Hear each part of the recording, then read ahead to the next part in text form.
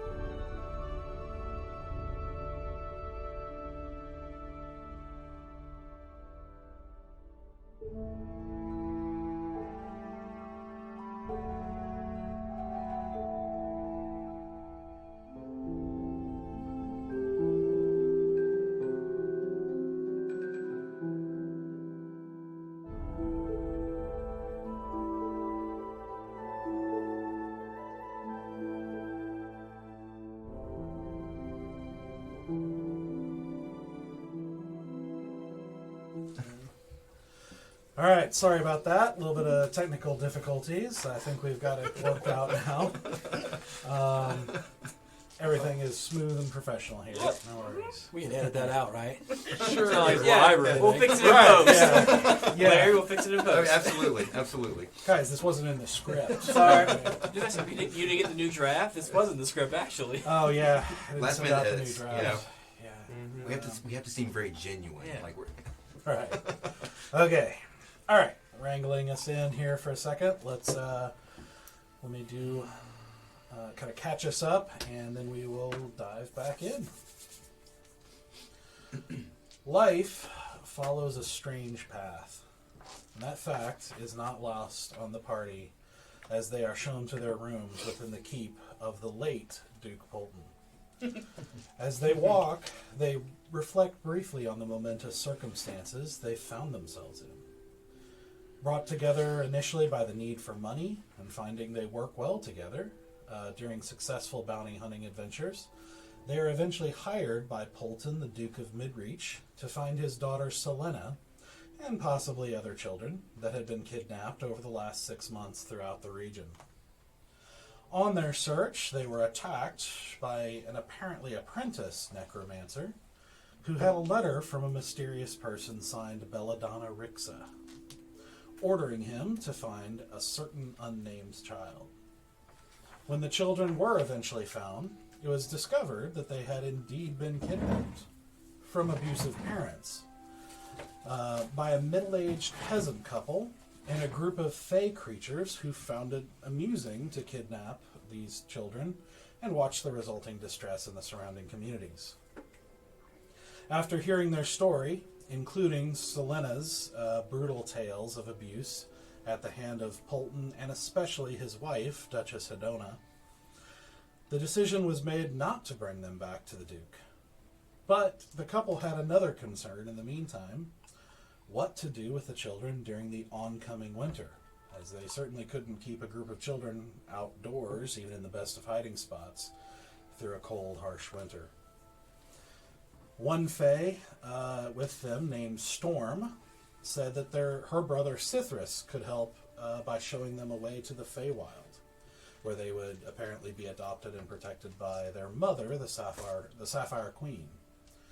But she had lost him months ago and didn't know where to find him. Eventually, the party did return to Midreach, intending to learn more about the Duke and probably confront him and his wife about their alleged abuses. But on return, they found that the governor of the province, Lord Greenwood, had arrived in response to the ongoing and widespread kidnappings. After a public confrontation where Greenwood was persuaded by the party that magic would be a good source of truth in their accusations against Polton, even risking the exposure of some of their own lies in the process, circumstance just happened to save them as Greenwood ordered his own wizard, standing at his side, to cast a spell on Polton, compelling him to speak the truth. That Selena had indeed been abused by them, and especially at the hand of his wife. Hedona admitted it fiercely, declaring that she shouldn't be held responsible for being burdened with the daughter of another woman of apparent fey origin. Greenwood then declared his guilt to the crowds, and Polton panicked and ordered his men to attack to rescue him from being sentenced, according to Greenwood. During this fight, the Duchess was injured and seemingly began some black creeping up her arm, speculated to be some sort of transformation or something was happening. But she was slain before any of it could come to fruition, along with the Duke himself. Greenwood then gathered the party together to discuss things further in the keep. The party told him of the letter that they found from Belladonna Rixa, which he seemed to find quite disturbing. After an intense conversation where the party hinted that they might know more about the children than initially let on, Greenwood asked them to give their location so he can help with his considerable wealth and resources to adequately protect them against this apparent threat of a powerful necromancer in the land. Upon that request, they asked the knight to consider, and he granted it. So here, as they are shown to their rooms for the night and served dinner in a small room, private chamber near their rooms, where they will discuss and decide whether or not to divulge the location and circumstances of the children to Lord Greenwood, as well as reflect on the fact that the party has found themselves slaying a duke and duchess, initially shifting power in the land of Carandia a little bit. So as you sit down to eat a rich, well-provisioned dinner of meats, vegetables, fresh-baked bread, hot soup, very fine tea, and fruit for dessert, here is where we will pick things up. Are we by ourselves? You are at the moment. There have been servants kind of coming and going. Okay. You can ask them not to if you like, but they occasionally come in and bring Gotcha. food or ask how you're doing or anything like that. Okay. And we're still in Polton's castle, Yes. whatever? Keep, whatever it is. Yeah. Okay. I must ask for the recipe of this tea. It is so good. Better than what's his face? The guy on the bridge. You talked to him about tea for like days. The elf, the guy. Never. Rada? Arada. Okay. We talked about the construction of teas, not the brewing of them. Fair enough. Pretty sure it's just water. Sexy getting hands. You stick to your own thing. So I guess we need to figure out what we are going to do. Might not be a bad idea. What did you say inside that silence bubble? Yeah. Because I blame you for having to do all the things that I did. Which is what exactly? I had a lot of fun cutting a woman's arm off. So And I blame you for it. Okay, fair enough. Well, I pretty much just told him that we had a feeling that the kids were abused and we couldn't in all good conscience take them and bring them back to abusive households. And he asked where I got that knowledge from, and I just told him that it was a gut feeling and that we should use a spell to force Polton to tell the truth. And if I was wrong, I'd pay the consequences. And what was that truth? That he'd only beaten her a little bit, but that his wife had beaten her a lot. And he was fully aware of it. And at that point, our good governor decided to, was going to put him in chains and arrest him. And that's when he fought back. And that's what started the whole thing. that makes So, I don't trust many, but I think the governor's a good man. And I think we can trust him. Are you saying he can take care of the kids? I think that's for the group to decide. I don't really want to sway anybody one way or another, but I believe it's a valid option. I don't think they should come home yet. I know I was compelled to tell him something. However, I cannot in good conscience throw children back into an unknown world, especially where the power structure has just changed. We still have the problem, though, of having resources for the kids out in the forest, though. Well, we still need to find the brother, Right. Citrus. True. and Belladonna Rexa somewhere around here. Right. Did we find out information about her Not yet. before, No, I don't think the governor has any idea who she is either. or he is not telling us? That, the wife, Hedona, she had some power. Do you think any correlation to Belladonna? Well, let's go ask her. Haven't learned that yet. I don't know. Could have just been the ugliness in her becoming manifest, because that woman was pure evil. I agree. But she cut like so smooth. So smooth. Well, does anybody have any thoughts on what we should do with this situation? I believe that the governor has the resources that we would need to find Citrus. So perhaps we employ his knowledge and his resources to track him down. Not without cost, though. He won't just give us things. Like any person of power, he will expect something. As far as I'm concerned, he still owes us money. So we're owed.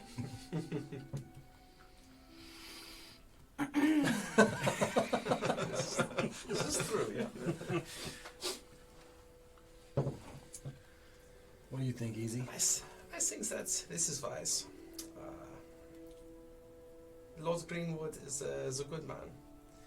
I could feel it in my loins, deep in. But I would say that we can trust. Please don't feel your loins around me, please. I think that's just Felduna. You may be right. You may be very right about that one. We can ask her some questions. I'll volunteer. I mean, I can go with you if you. Yeah, sure, yeah. It's just, if you just like say good things about me. Yeah. Right. Yeah. That's all. Yeah. That's all I want. Yeah. Hype man, yeah. Hey, that's all right, man, yeah. So you're saying trust Greenwood? Yeah, I think that's what we should. And this Faduna, yes, I think she's a very powerful wizard as well that we should trust. She probably has the tools to track our friend. Maybe so. That is possible. I'll pay him to lay for her. To join the party, not to purchase a woman. No, it's not the easy way.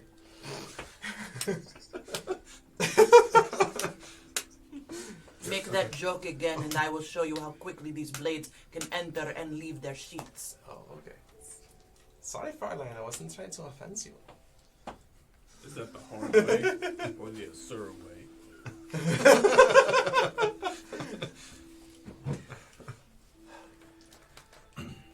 Right, so I guess we need an answer for Greenwood by tomorrow morning. Yeah. How much are we actually going to say? Oh, to the kids coming back. No to the kids coming back? Right, I think that seems... I do not wrong. want to bring them Yes, nor do I. Alright. So, I want to at least give them the option.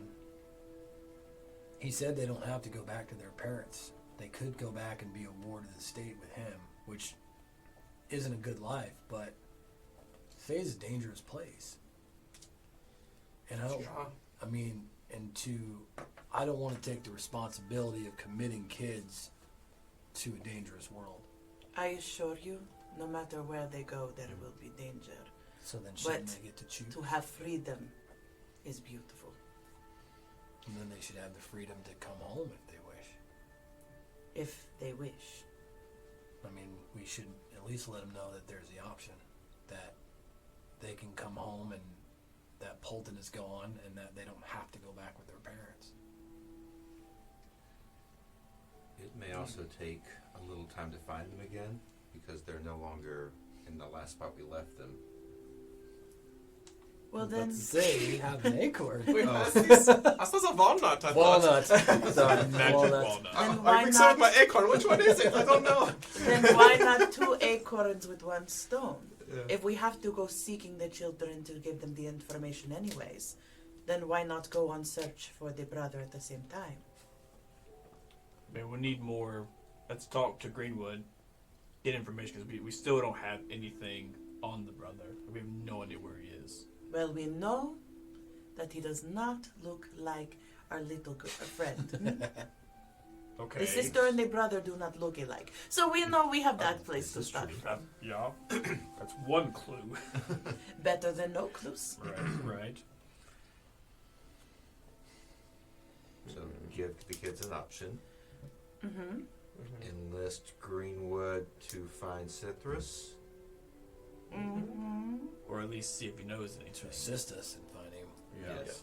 Give us the tools. Let us do the work. Maybe have him look up Belladonna. We could do. We need to mention find that, her as well. yes. And in return, we could promise to bring back. I what promise nothing. What children wish to come back.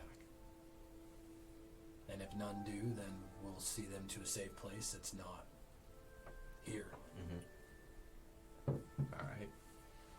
I don't think we should necessarily lie about our intent and risk the chance of ruining a relationship with what seems to be a pretty decent power structure.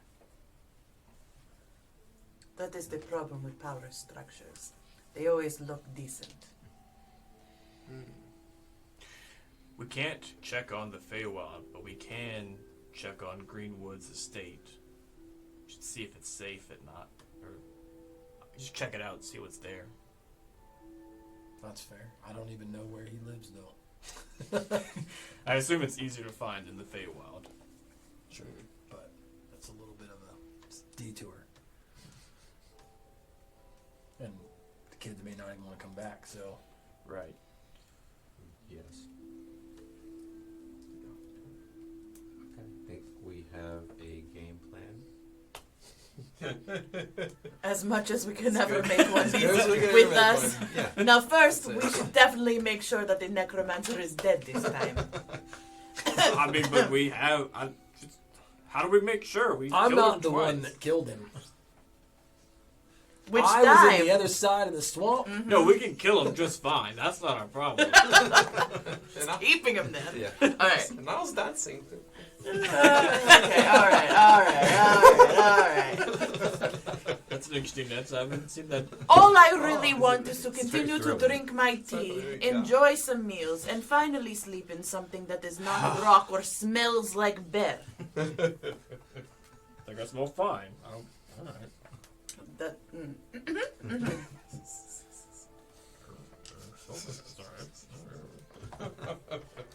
although I really do want to go find that elf with the green eyes. So do now.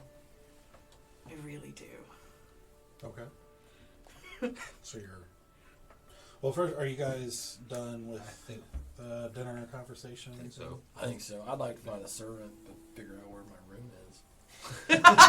Well, they show you where your Nice. rooms are. There's like this kind of hallway where there's kind of rooms. All your rooms are basically right next to each other in a row, and then across that hallway, there one of the doors has this room where you're gathered, which just seems to be sort of a meeting chamber of some sort with a table where they're serving dinner. Can I go explore outside that hallway? I'd like to go search for a bathroom of some kind. I'm really dirty and I haven't washed in a couple days. Are you asking one of the servants? Or? No, I just kind of want to see if I can find one on my own. Okay. See how far I get. Roll an investigation check. Walking somewhere. This is the in greatest. I'm- I know the Here we greatest. go. First roll of the night. Yep. Investigate. Find, Yeah. find the toilet. I like that. 16. Not bad. Okay. Do you go up or down? I go up because water runs downhill and I want the clean water. Clean water. That's right. I don't know how ancient plumbing works. I'm just assuming that the cleanest water is going to be upstairs, and it's going to run down. Oh, no. Okay. It's not a bad theory. No, It's no. not a bad theory at all. So 16. Yeah, you find a like a small room off to the side. It looks like it's actually one of the, it may be used by servants, but it looks like it has kind of a almost like a half barrel type basin with water in it, and like another basin with a like a small mirror. Do I fit? As an orc, like you might be able to squeeze, but it is not. It's All like right. basically up to your hip. Like it's not bath worthy at all. Cleaner than I was when I got in there. Okay. You can kind of do like a, All right. like a washcloth Let's type bud that. bath, I'm down. that sort of thing. Okay. So you're wanting to. Yeah, I just want to see where she goes. Okay. Roll an investigation check.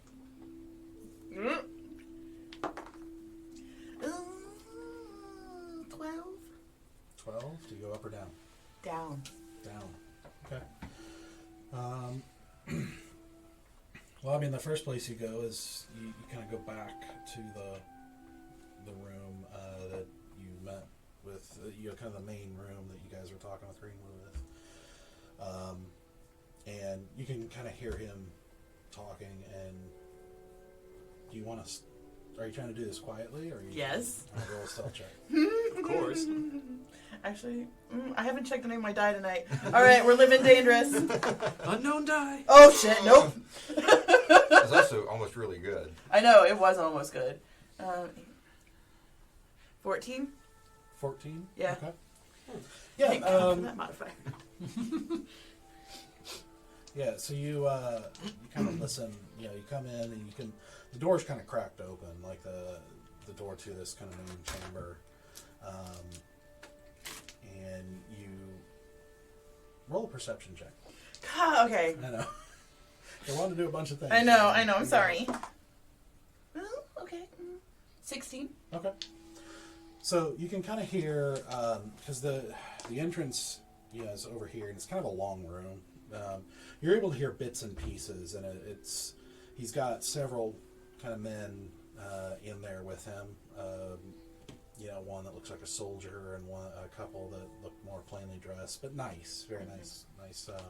Not like nice like he's wearing, but just well dressed. And it seems like as you catch words here and there, it seems to be him kind of working out logistics around staying put, like that there's like a lot of logistical stuff from being a governor, and it seems to be like, here's how we're going to handle land disputes, and here's how we're going to handle this, and I want all the missives to come to me here, and yada yada. Just it seems to be kind of government stuff.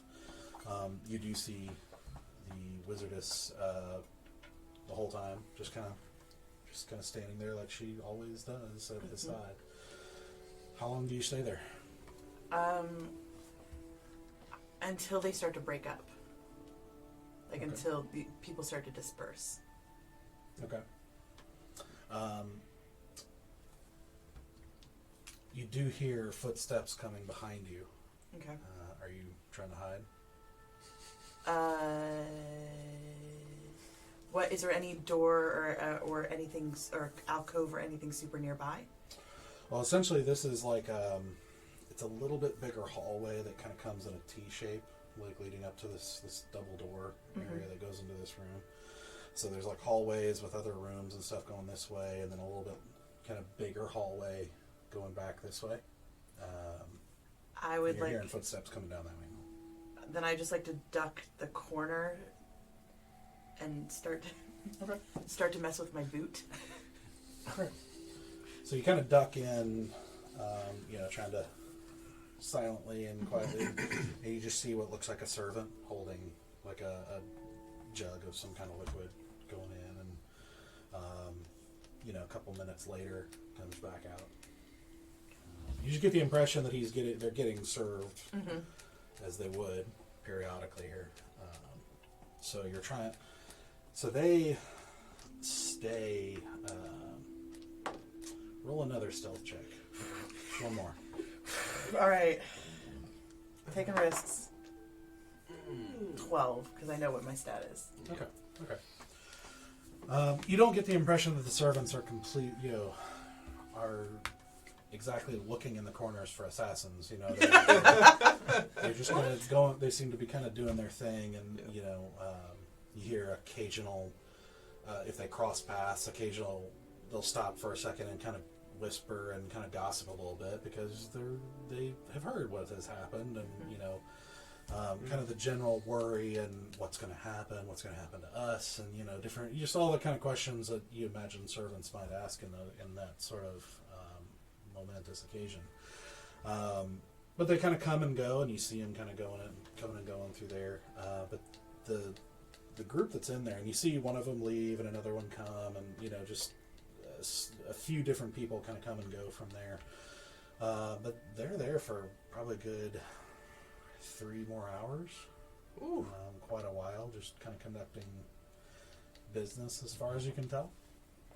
You stay there the whole 3 hours? Mm-hmm. Okay. All right. I'm eavesdropping the whole time. Okay.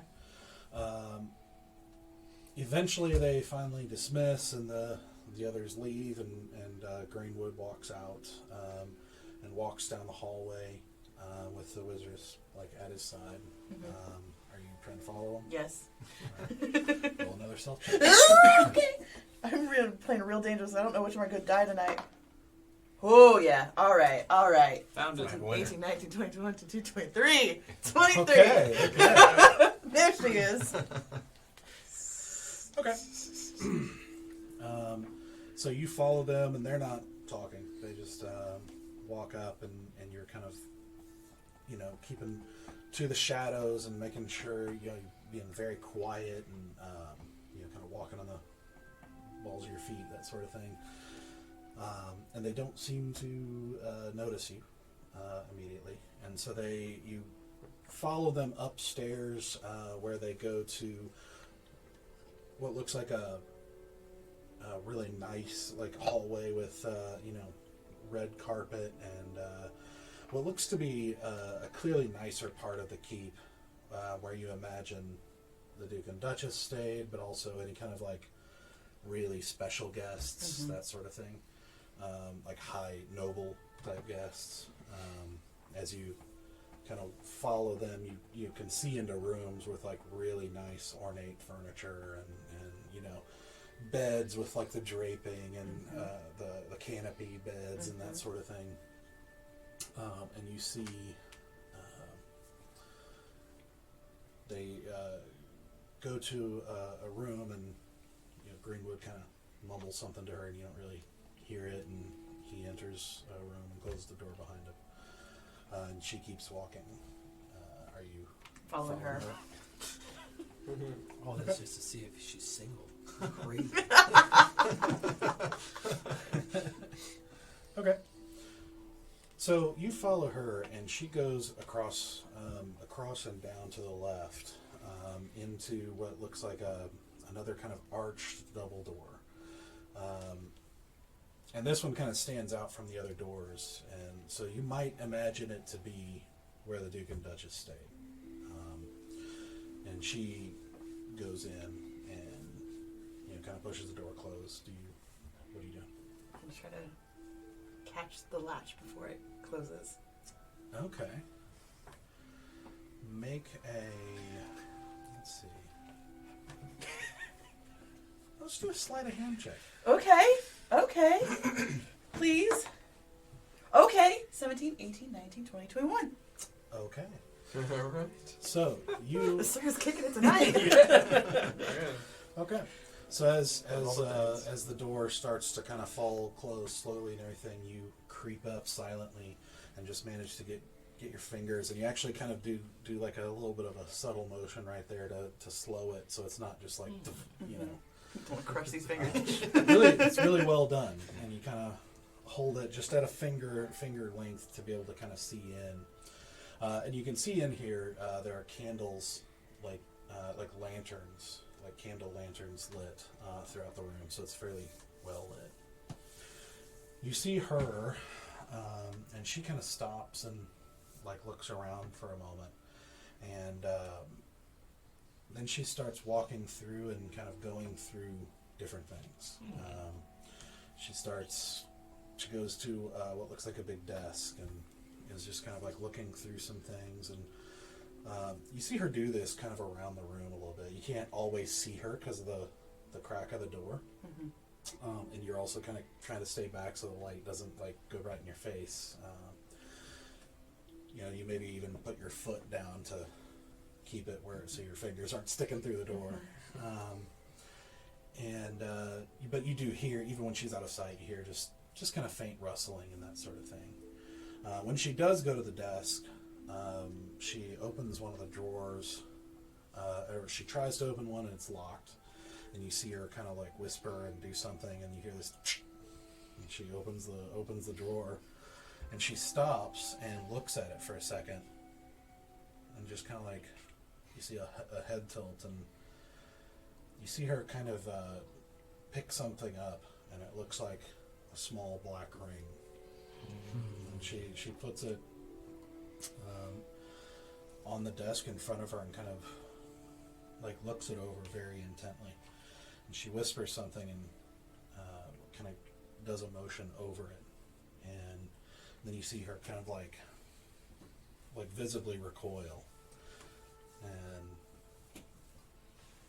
she sits there for a good like minute longer and thinks very intently, staring at this thing.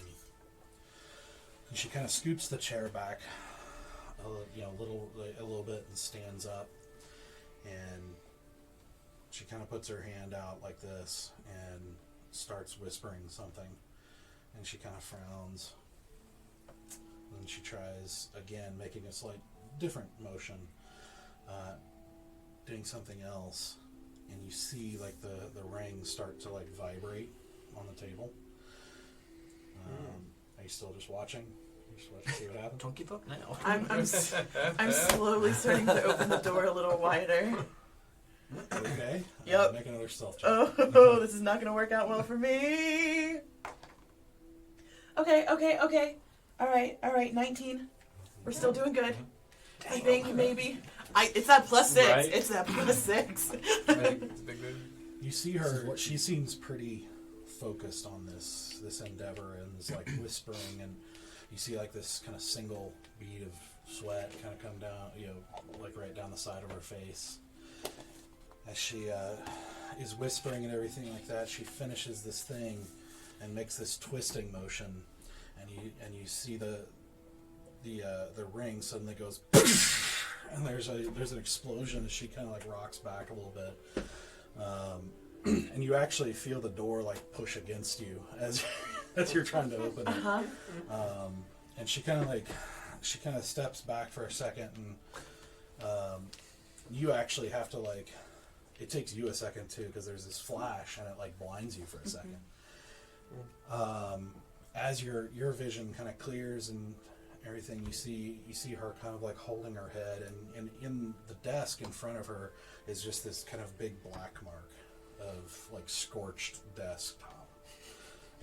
Like you see parts of her robe are like like smoking a little bit and everything, and she's just kind of like holding her head a little bit.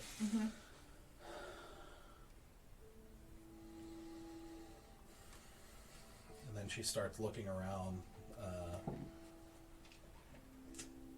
and she looks in your direction, but doesn't seem to react or anything. Just kind of like looks around, and then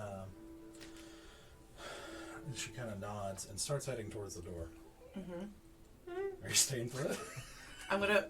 Yeah. You don't want to Yeah. see. I would like to pull a handkerchief out of my sleeve. What? Yes. Do you have one? Yeah. Okay. I've got all that fabric that from before. I've got all these like random little bits of fabric that we got from that one thing. Yeah, I'm just gonna pull a handkerchief out. Okay. You see her kind of like walking and her head's down again, and she's clearly a little taken from this event, you know. And you see her like make her way to the door and open and look directly at you, coming face to face with you and everything like that. And you see her kind of like, You have a sm on your cheek. she doesn't take it. She just looks at you like, what are you doing here? Your eyes. I was curious to know more. And thank you for healing me earlier. You followed me here? Yes, Why? you are such a mystery. I have to know more. There's nothing to know about me. I doubt that very much. May I? May you what? She takes it from you. And kind of like wipes her face a little bit and looks at it and everything, and then hands it back to you. Much better. You shouldn't sneak around or follow people. Yes, but I am very good at it. That doesn't mean you should. Well, maybe you shouldn't break little rings that you find in desks, but you are very good at that as well. I am not very good at it. I think that desk would beg to differ. It was evil. She looks very uncomfortable at the moment. Like, I step out of her way so if she wants to walk through the door, she can. and she does. She brushes past you and is like, it had to be done. And walks off. I'm gonna keep walking with her. Uh, I'm just gonna I'm trying to keep pace with her. and she kind of like is like still kind of like head down and like very clearly walking back down the hallway. Quite a ways to basically to the other end to where the stairs almost start to another room, and she opens it and it's like, please don't tell anyone. I promise. Thank you.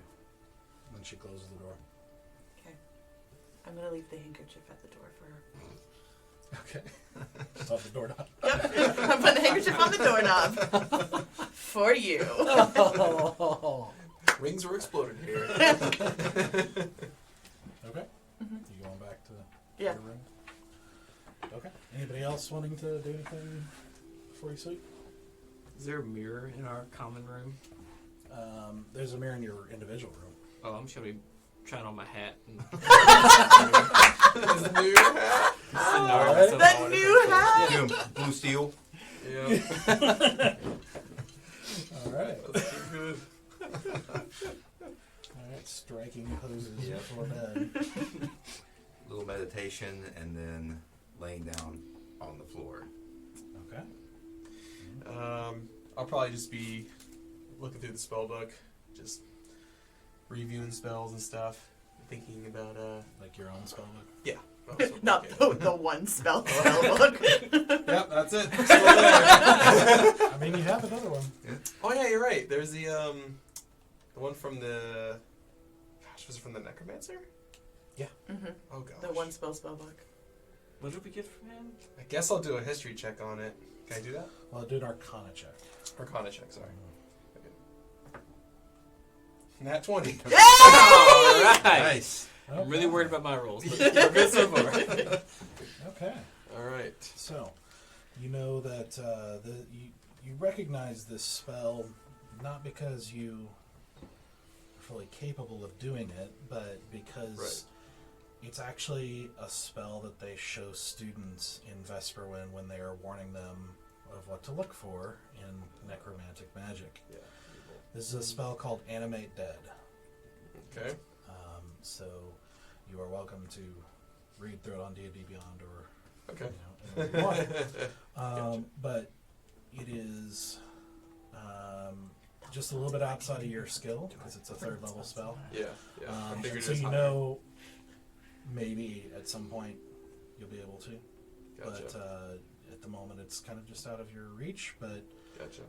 it is that spell. Okay. All right. Fair If enough. you would want to cast it anyway, but it's, that's what it is. Gotcha. All right. Fair enough. And I go to sleep with nightmares.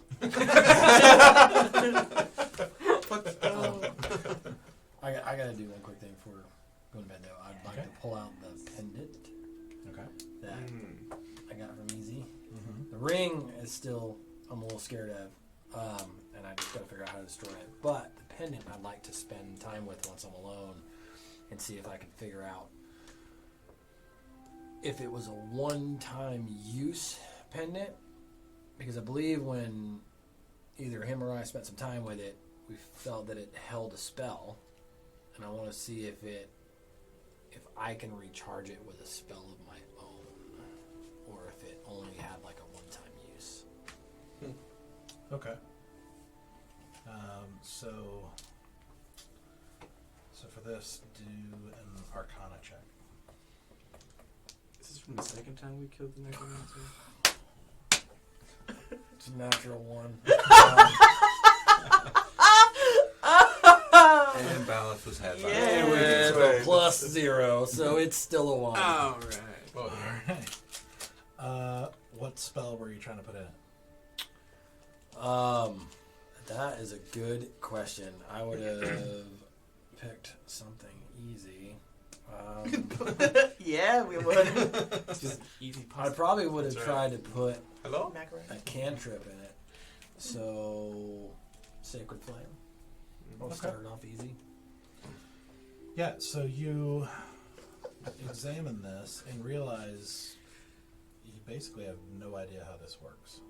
Fair enough. And you basically try casting Sacred Flame on it and thinking, okay, what the heck, why not try that?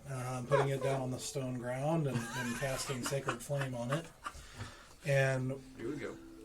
you see, for a moment, you see this flash of light as this kind of whitish divine flame covers over this spot, and when it gets done, you see black singed stone on the ground. Luckily, thinking ahead not to try it on the carpet, and the necklace there remains seemingly untouched, unsinged, unaffected. Fair enough. That's it. I'm frustrated. I'm going to bed. So- Is the Duke's room now completely unoccupied? As far as you know. Can I like go in there and just You're getting no sleep. grip? I know, I'm sorry. Can I just go in there and just like, if there's like any like jewelry or anything like chilling around? Oh boy. Just, if there's any like nice small tchotchkes that I can try on real fast and. You're not gonna steal like something useful. You're gonna take. Shh. Gems are useful, man. Can I go back into the Duke's Yeah. room now that she's not in there? Sure. Okay, so you go back in and step in, and what's interesting is as you cross the threshold of the door, you realize it's really make a perception check. Let's see if I do. Okay, 17. Golly dang. She's rocking hard right now. Right? So Got the rolls tonight. you don't really notice it. You almost wouldn't notice it, but you cross the threshold of the door, and something seems slightly weird, and you stop for a second and realize you feel like you don't hear anything outside of this room. And like, you figure that if you hadn't been basically holding the door open, basically just crossed the threshold, you wouldn't have heard anything that had happened in there. Oh.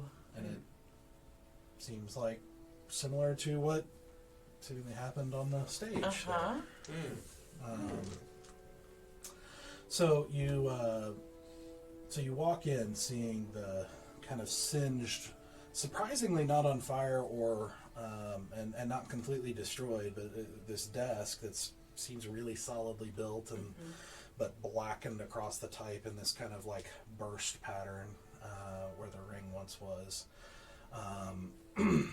And just kind of like papers that have been kind of scattered across the room. And what you actually see is the apartment is kind of in the middle, has what looks like couches and sofas and that sort of thing. Very, very nice, very nice furniture. This seems to be like the kind of gathered around a hearth, like kind of a living area, if you will. And then kind of on either side, you see 2 desks. So there's another one opposite that you couldn't see when she walked over. I just to heard the that rustling area. of. Yeah. And you see kind of like 2 matching desks if you on either side of the room, then going back to other rooms, which after some exploration you find are bedrooms, like separate bedrooms. And Makes sense. yeah, one very clearly belonging to a woman, the Duchess, and then the other one belonging to the Duke. What are you doing? In the Duke's room, is there any jewelry that looks like it's sigil or presents as some sort of hierarchy insignia sort of situation? Yeah, roll an investigation. Y'all, I think I ran out of my rolls. Oh, no, I did not. Holy shit. 20 total. Good lord. Poor Stoic. First roll. Sorry about it. Sorry about it. You guys need to switch dice. I know, right? So you rolled a 20? you said? Total, yeah. Okay. You do find, as you kind of go through and look specifically for that, not in his room, but at the desk, in the top drawer is what looks like a ring, but it's like, it's not the kind of ring you typically just wear. But you could, but it's like a signet ring. Typically, it's a little bit bigger than normal. It's typically used with like wax seals, and so it does have like a very ornate P for Polton, and some other kind of like leaf-like decorations around it and everything. Just kind of what seems to be a sigil of some kind for him. Okay, I'm taking that. Okay. That could be useful. I would like to go into the wife's room and look for jewelry or things that seem particularly well worn, like something that she probably would have worn often. Is like a common piece. Okay. Roll another. I think I ran out of them. Okay, which one am I doing again? Investigation. All right, that's a 15. 15. Okay. Let's see. You do find a jewelry box with some very well made. It's not the fanciest things you've ever seen, but they're obviously very clearly, Duchess worthy, if you will. Because Midreach is not a gigantic region. They're probably not over the top wealthy. Yeah, it's but they're not very royalty clearly- level. Yeah, but they're very clearly well off. And so you do find a jewelry box with various pieces of silver and gold, like earring, a few different sets of earrings and a couple of necklaces, different types and kinds, like a string of pearls, that sort of thing. They all look to be very well cared for. You don't really see anything of particularly well worn.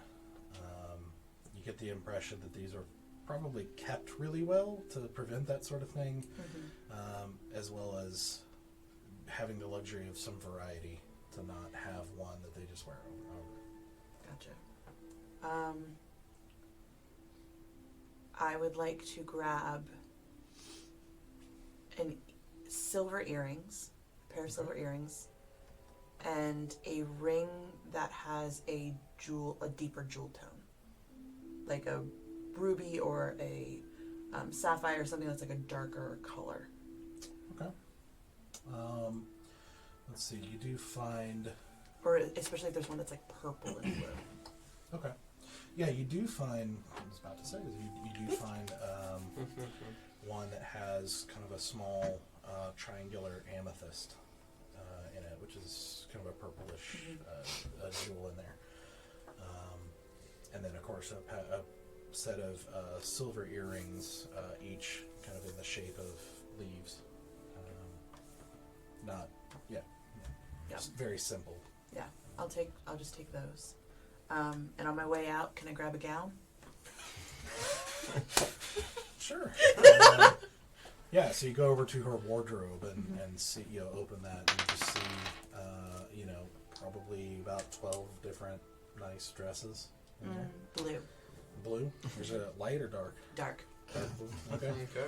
You do find a dark blue gown that's fairly simple, but it just kind of comes with a little bit of a white decor right here, in the chest, and kind of long sleeve, coming down to another kind of white threading at the sleeve.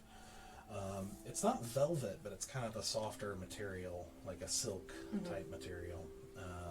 Not sure exactly what it's made out of, but don't know if it'll fit you quite. I But don't care. take it. Yep, that's it. And before I leave, I'd like to jump on the bed and sing a song of my people.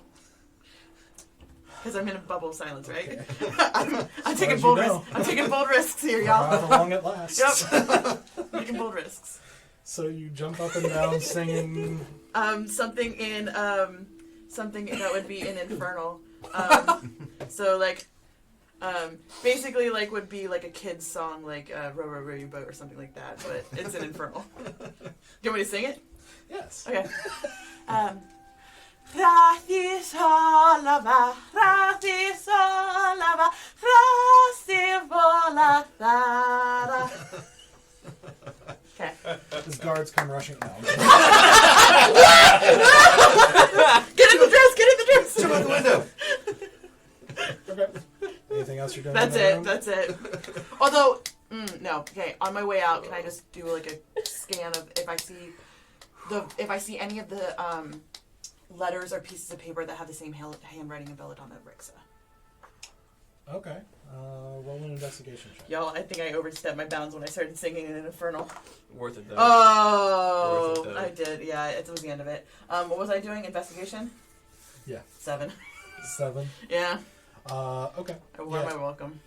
Yeah, you do. I mean, there are various pieces of paper. A couple of like leather bound, like one in each desk.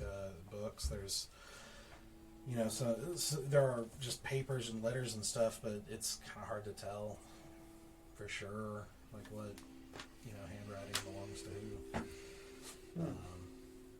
Nothing that jumps out at you. Okay. Head back to my sleeping quarters. Okay. Okay. So, as you guys settle in for the night, taken care of, one of you washed up and as much as you can, settle in for the night. Make sure you recover. You'll complete a long rest, so you'll recover spells and hit points and everything else. No,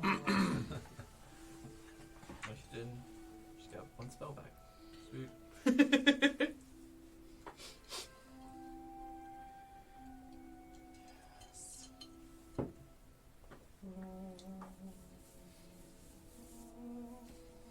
All right.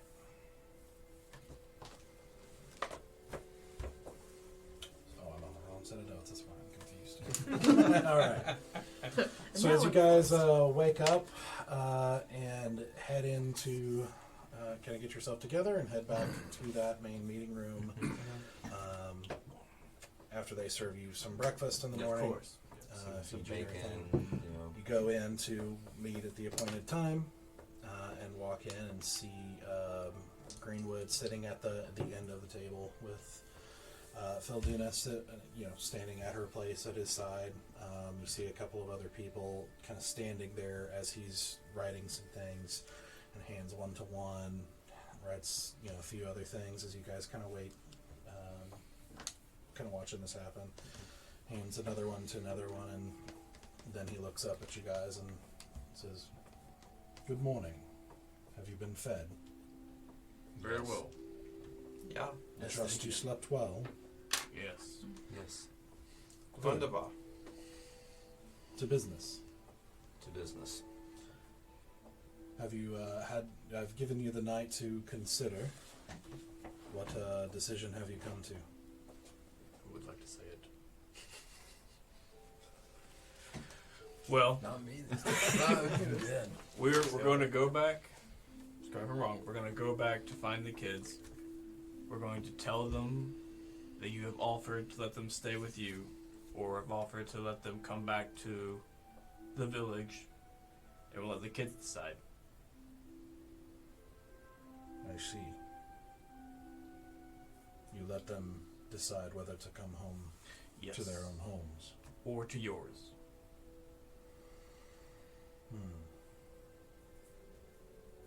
I suppose that makes some sort of sense. How old are these children? I don't know, ranging from 5 to 15, would be my guess. Yeah, that'd be your. Yeah. So, I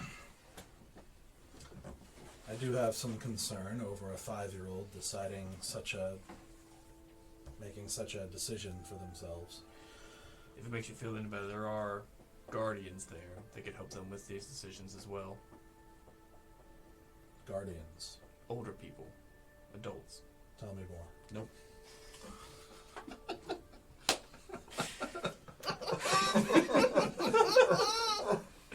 I'm gonna tap in. So, Sir, Oh gosh. the children have an elderly couple that lived in the woods, have been helping the children and caring for them, and they're happy where they are, and they're not being forced to stay there, and I don't want to force them to come back. I think they should have the opportunity to make that decision. I mean, I'm sure that quite a few of them will choose to come home, but I can't speak for them and force them to come home to a home they're not welcome in. Indeed. If your offer still stands that if they do want to come back but not to their family, that you could take them on as wards, we could relay that message as well.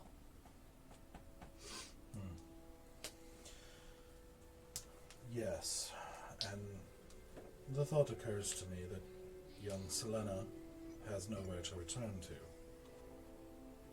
There will be a new Duke installed here in time, and I would not burden them with a child of a former power. This is not possible for many reasons. So she will have to be cared for, and any other children who choose not to return home. Well, you've been so very kind to us, but we were hoping you may be able to help us with Selena as well. So, we may have a way to take her to her mother. How so? Well, we believe that she has connections to the Fae, and to the Fae Wild, but we don't know how to get her there. But we have the lead of a man who does. What man? Can't remember his name. Syphilis. Syphilis. Yes. Thank you. Syphilis. Syphilis. That's different. Big difference. Big difference. Sibilance. Sithers. He's, as far as we know, he's He's a half elf. elf or full I elf. think he's a full elf. He's a full elf. Yeah, Yeah, I think so. Full elf. But that's about as much information as we got And where did you find out about this man? from a few Fae that are living in the woods as well. Faye with the children. No, just fey animals. They quite frequently are in the wild, sir. I see. Some of our group have the ability to speak with animals and with fey creatures, so it's... Roll a deception check. Oh, no. Took it too far, I had it. Push your luck, man. Oh, this dice is fired. I can't roll the other one. So close to a deception. 20. Hold on, so that was a 2. And Rolled over that way. that's a 2. Okay. Right. If we are going to work together for the good of these children, we're going to have to trust each other. I completely agree. If I am going to be trusting any sort of resources to you and to these children, I would expect the same sort of trust from me. You have a fair point. He is not lying. Some of us do have the capability of speaking with the Fae. You just have to catch them out of the air first in order to talk to them. But there is still something you're not telling me.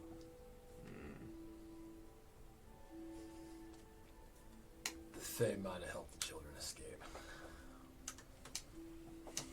Why would Faye do that? Why would Fae do anything? Because it's fun.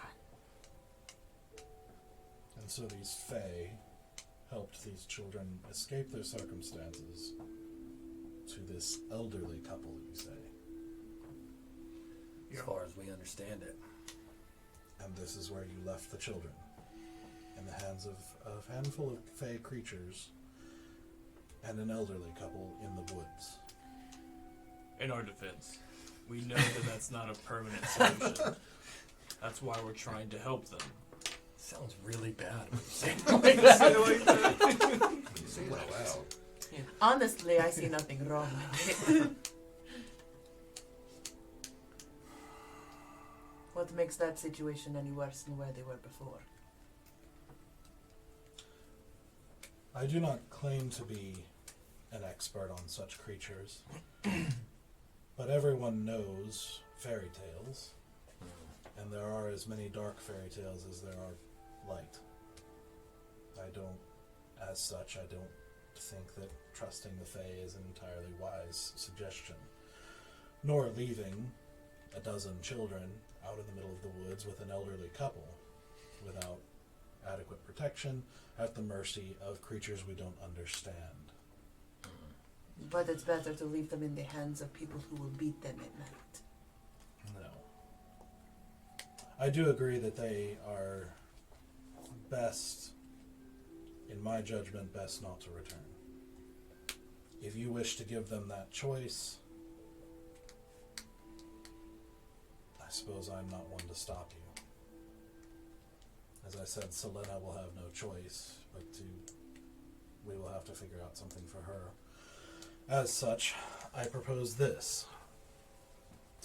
I have a number of estates, but as I thought about the problem, there would be threats to some of them that are more frequented by me and my household.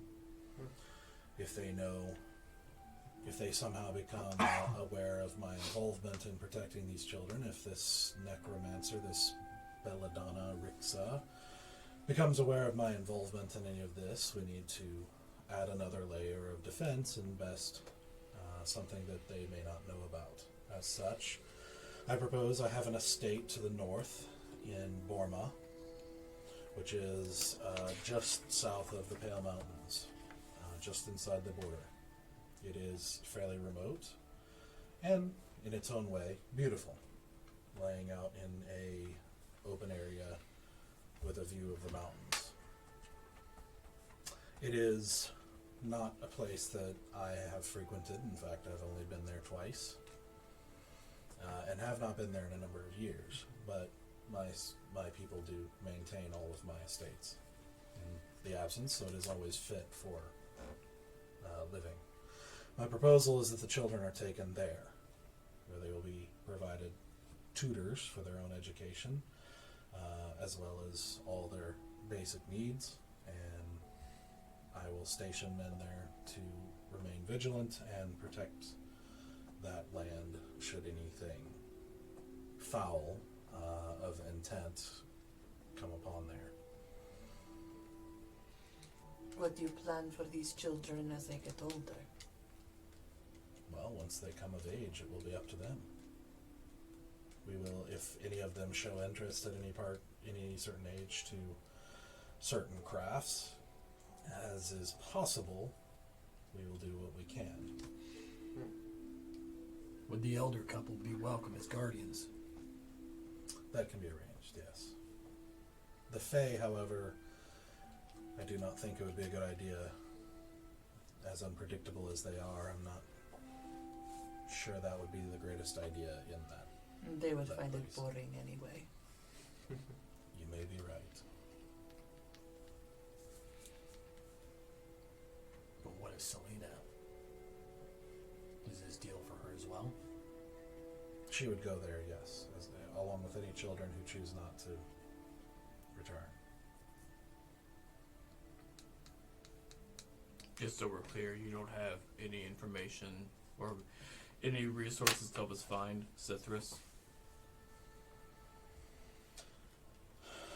And if you find this Cithrus, you intend for him to take these children to the Feywild. But if they stay on my estate, what need have they to go to this place without any guarantee of even existing, this portal? Because it's choice. We have to lay all the options, not just the ones that are convenient for you. It is not about you. Well, I agree. It is about them. But tell me what you know of the Feywild, Nothing. and of this place they would be going in the Feywild. Nothing. And so that's where you would send them? I knew nothing of the world that I walked into. And yet here I stand. I do not like such brazen disregard of control. But I'm sure I can tell you this now. You will never have control. What say the rest of you? I think it still stands. We go back to the kids, give them the choice. Mm-hmm. Give them the choice. It's a choice, yeah. Agreed. And so the choice will be return home? Or stay where they are, or go to your state. Stay where they are, in the woods. It's not a good choice, and I doubt many of them will pick it, but I don't intend to take anybody against their will to somewhere they don't want to go. That's not the kind of adventuring group Thank we you. are.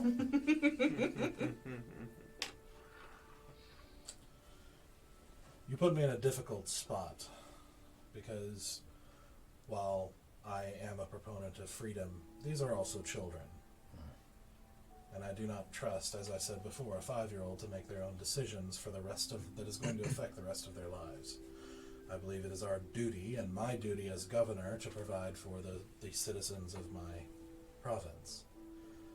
As such, I am not certain I can willingly leave children exposed in the woods with fey creatures and reports of the necromancer actively pursuing them, while also in the midst of other goblins and bandits and everything else that is erupting in the land around us. I am not sure that is a choice I can lay on the table. If they want to have their choice of returning home or proceeding to the estate, those are choices that I can support. Then if we only lay those 2 choices for them, then let us at least find our path to the 3rd. Get them to one of those first 2 choices, and over time, if we discover that they can go to the Feywild, we will then later give them that option.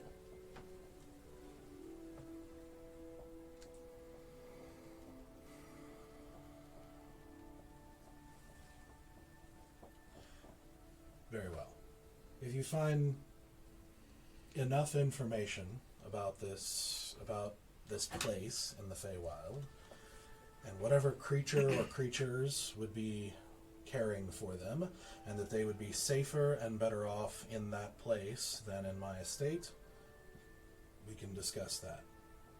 If you can persuade me and yourselves that they are better off there, then we can discuss it. Will that suffice? I suppose. Yeah, Yes. For I now. think that's fair. Very well. Do you wish to do you wish to accompany my men to find the children, or do you wish to direct them and I will send a contingent to retrieve them and relay any messages? I suppose. How far away is this estate? So from here to the place where you last saw the children, let's see, it was. So you're looking about, let's see, a quarter of a day to the hunting lodge, at least day to night, like the rest of the day. Then I think it was about morning, like mid-morning to midday when you got there. So whatever that is, a day and a half-ish from here. Not from where we are currently, but from the property that he's going to let them stay at. His state. Yeah, about a day. Are that close? Yeah, Because- from the hunting estate where you passed To by.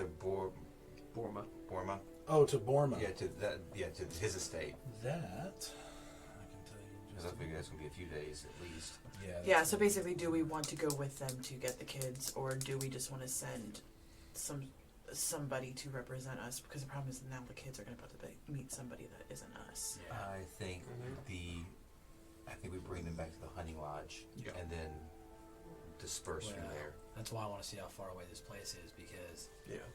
I mean we started this thing. Yeah.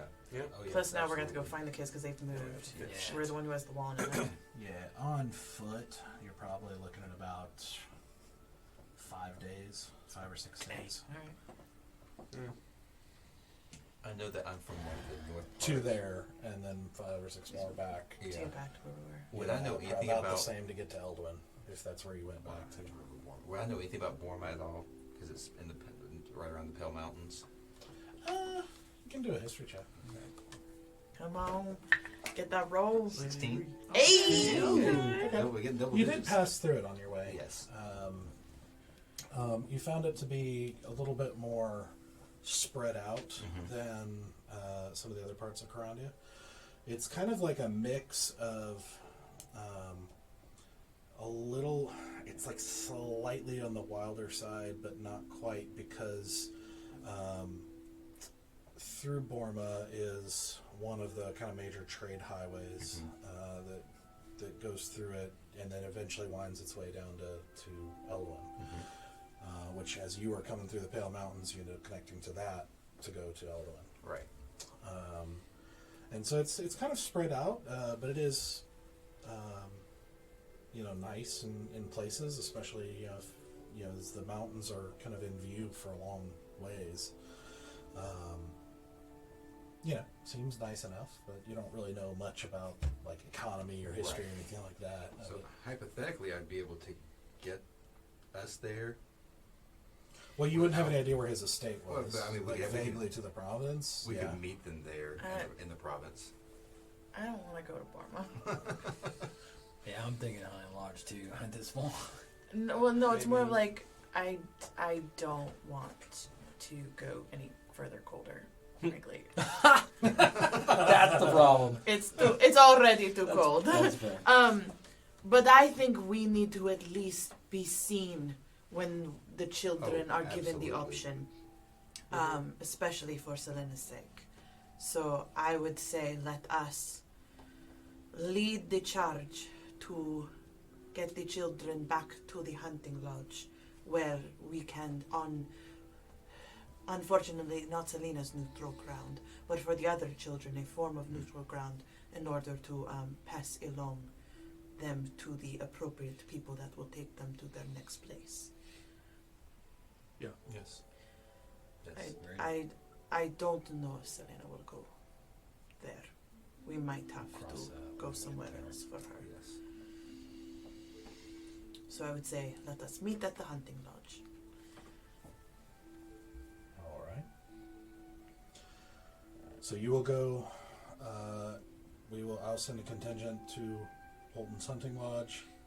You'll retrieve the children and bring them there, and from there Yes. they'll be, for any that choose, they will be escorted safely to my estate in Borma, and for the remainder will be returned to their homes if they so choose.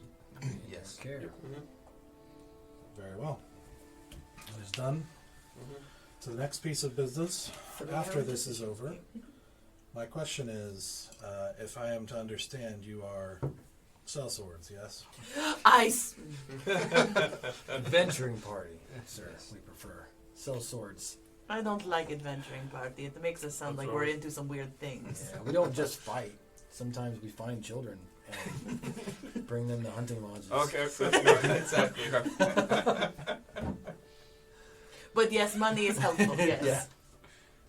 So you are for hire. Yeah. Yes. always, Well, it depends on the job, but of course. always. With all of the trouble erupting throughout the land, I have a strong hunch I will have need of your services again soon. Where are you? Do you have homes in Perandia? I do not. Not yet. No. Not yet. Just been Not so bouncing. much now. So you have nowhere I could find you if I needed you. We can always come back. No, we need a place. We do need a place. Do you have one?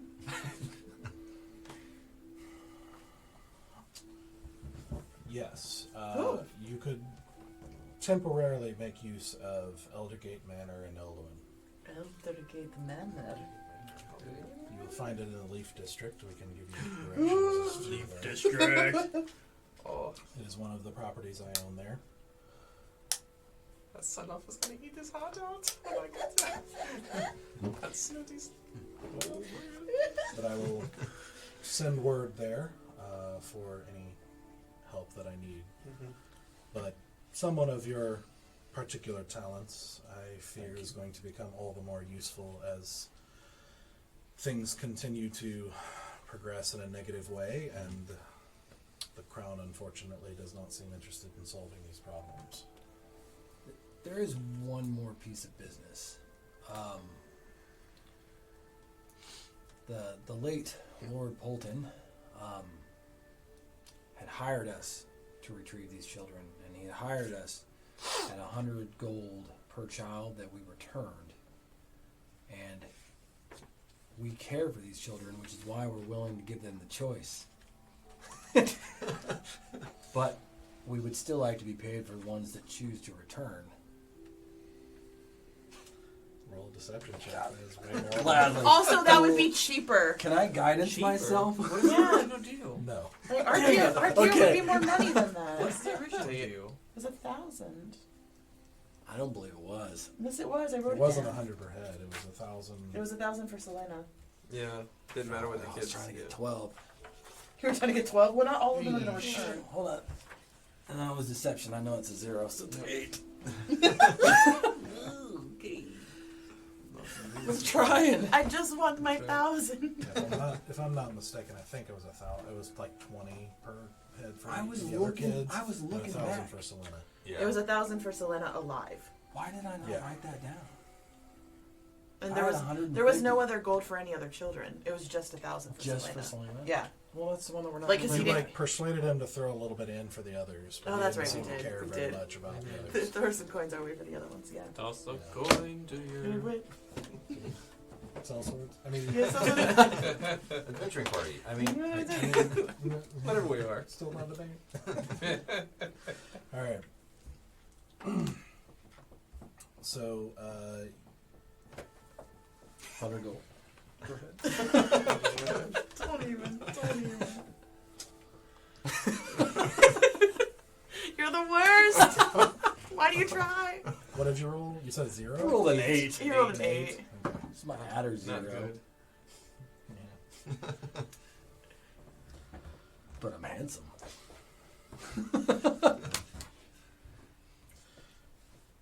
You're not doing much to earn my trust here. However, I can understand that your services are due some sort of reward. I can see a payment of 500 gold. We were promised 1,000. Do you have a contract? She said. Verbal. I cannot verify a verbal contract. And without offense, it is quite clear that you are not being entirely truthful with me about the price. I am being entirely. It's too late for that now. Consider it an act of generosity on my part from someone who did not make that deal with you. We will not be less than 500 the next time you ask. It would depend on the task. I fear there may be things coming to Corandia that are worth more than 500 gold, unfortunately. Can we go ahead and get that in writing? He nods at Feldina, who walks out. There's like a little side door. Hey, Feldina. And she comes back in with a servant with like kind of round spectacles and kind of a leather like floppy hat. It's like Do you like that hat? similar but The not spectacles don't not as condition. as fancy. And he comes out with this kind of tome and walks up to him and everything, and leans down and Greenwood whispers to him, and he opens the tome and he's like, very good.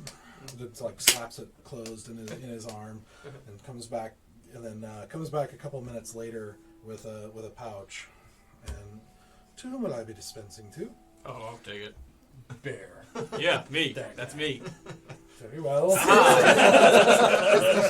It's a giant. It's just a giant. Throws me. Tear the bag, coins go everywhere. Hold on, Nope. let me make sure. 1. No! No, keep your shoes on. What? You said. Get your hand. Get out of your hand. It is a pretty heavy sack. 500 gold pieces. Yes. You don't need to count it. Put it in my hand. I got it. This seems right. I can weigh it I'm out. good. Yep. Good man. I'm gonna write that down. Oh, yeah. Mm-hmm. Money to maintain. Mm-hmm. All right. Very well. I will send a contingent with you to the hunting lodge, and they will remain. You bring the children back as agreed, and then we go from there. From there, you will be given permission to use Eldergate Manor in Eldowyn, where I'll find you for further opportunities. Will we have resources there? What do you mean? For example, if you need us to do something specific, do we have access to weaponry, clothing, food, papers, things that we might need access to in order to help you?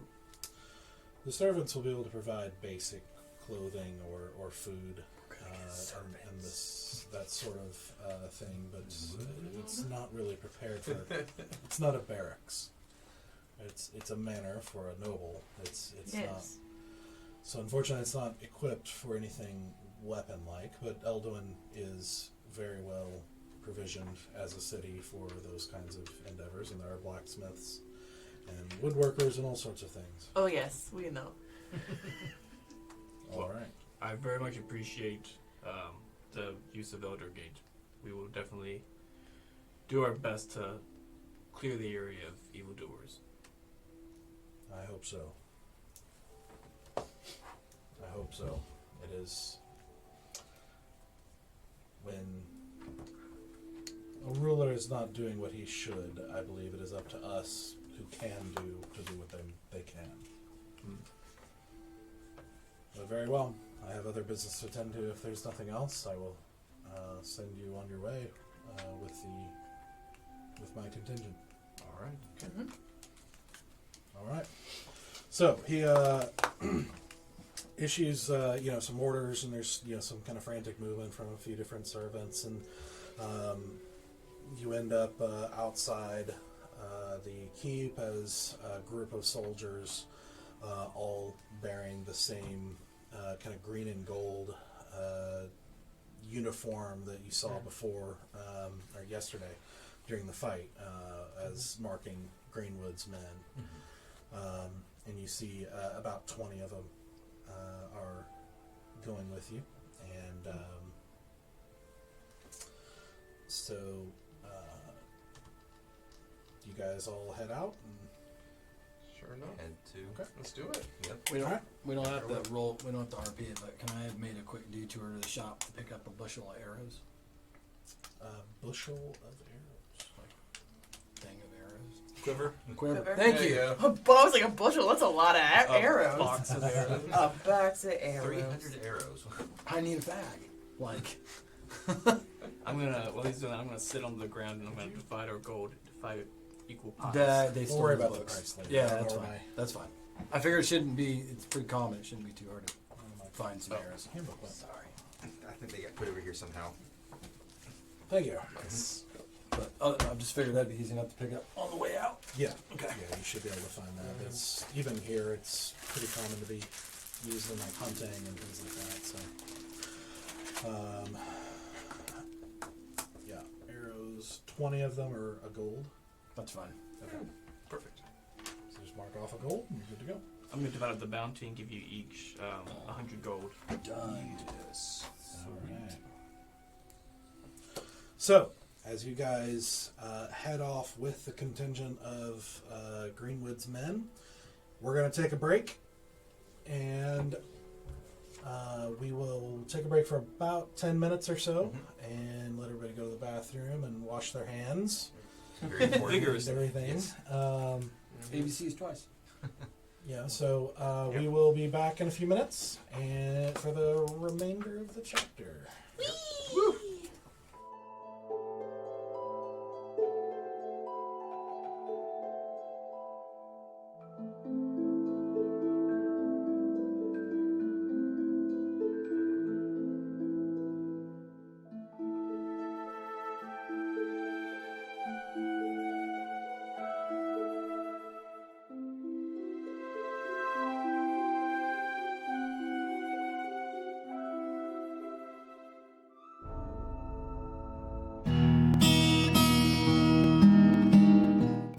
My name is Larry Meek. I am, I guess, the founder of Happy Action Fun Time and the Everwind Chronicles. I am Doug Watson. I am the creative director for the Everwind Chronicles as well as the Dungeon Master. The idea for Happy Action Fun Time, I think, came from this desire that I've always had, probably since high school, to kind of do my own thing. To not be kind of tied down by your 9-to-5 job. And I tend to be a very creative person. I like creative outlets, and this creating some kind of stream, live stream channel, gave me that opportunity to flex my creative muscles, and it's really challenged me in ways I did not anticipate. But I also wanted to do something that would benefit those around me. I've always been someone that has really enjoyed when other people get to pursue their dreams and their passions, and just to see them light up and come alive. And I had a lot of friends around me, a lot of people around me who were very creative and who love to do things like videography or storytelling or acting. And I wanted to provide an opportunity that for them that might not otherwise be there.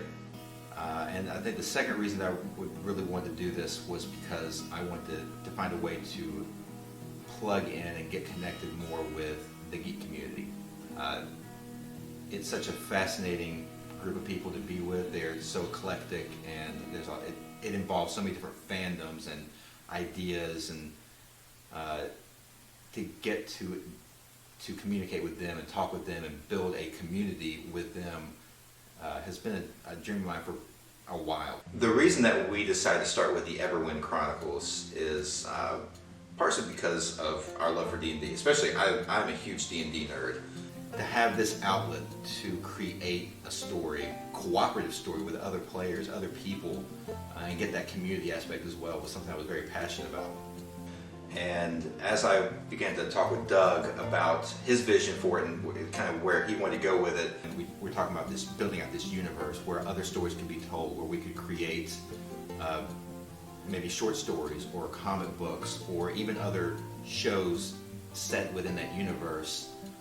It really kind of, it almost took on a life of its own and became a passion project for the both of us, where we were just so involved and excited and ready to make this happen that it naturally became our primary focus as far as what show we were going to put on there. And so one of the ways we decided to go a little bit differently about this is to approach it as if it was a TV show or a movie rather than a game. And so all of the promo, all of the content that's going to come out around it, everything is about the story. And D&D is just the way we're telling the story. So Everwind was actually born in a different D&D campaign that Larry and Jeb and I were all a part of in the past. I wanted to create a world that, as much as possible, felt real. And that includes a lot of variety. It's not all dark, it's not all light and cartoony, it's not all good, not all bad. There's just a lot of variety and a lot of different feels, where if you go into one city, it feels different than going into another city. Like each country has its own cultures and habits and values. Because I am a believer that D&D's at the heart is about consequences, both good and bad. And so I wanted to create a world that was rich enough and deep enough that the things that the players do will have widespread consequences depending on what they choose to do. So when we were looking at potential players to invite and have join in this really this journey of storytelling, we wanted ones that would buy in to the vision that Doug and I had for telling a story with D&D. Not just players playing a campaign or anything like that, but that we're actually going to be a part of collaborative and cooperative storytelling. And it's something else that's really important with any set of players you have in any campaign in D&D is chemistry. You need to have players that work well together or play well together, that can kind of play off of each other and are willing to kind of step out and try these things and be open to whatever, because it is a game of improv. You have to kind of play off of each other to some degree, and we understood that chemistry was going to be a big part of that. And I think we're excited because we've got these players that have really meshed well together. We knew that at the end of the day, people are going to watch for the players. The players are the heroes of the story. They are the ones that people will get emotionally attached to and invested in. And so we needed players who were going to dive in and be invested themselves so they can create characters with that balance of having fun, but also emotional depth and motivation and a depth to their story that the viewers will fall in love with right along with them. And I have to say, as a DM, as I've been working with each of them on their individual characters, I've been blown away by just how much each of the players have put into their characters. These characters really are rich characters that are going to carry this story in really exciting ways. I am super excited to see them in this world and see how they react to all the things that are thrown at them, because I really do think these are characters that are deep enough to be compelling and deep enough to want to keep coming back to see what happens with them. We really believe that we have something here that can be successful. We are really excited about everything we've got planned and where this can go. And we are passionate and driven to make it happen.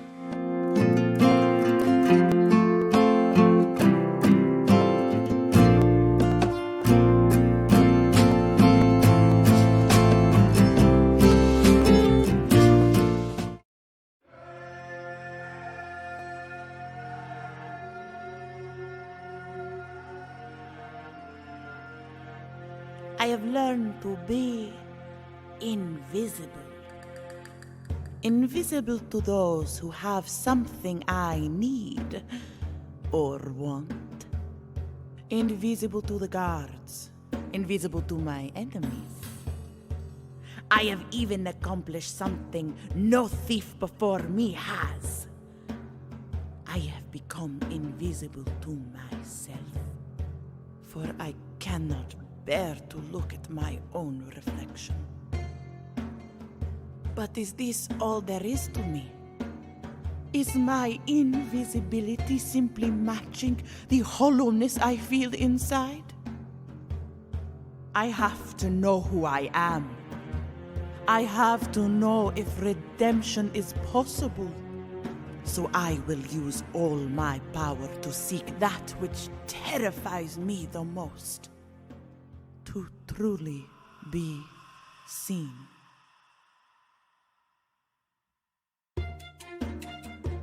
And perhaps along the way, slit a few throats of those who do not deserve to be seen.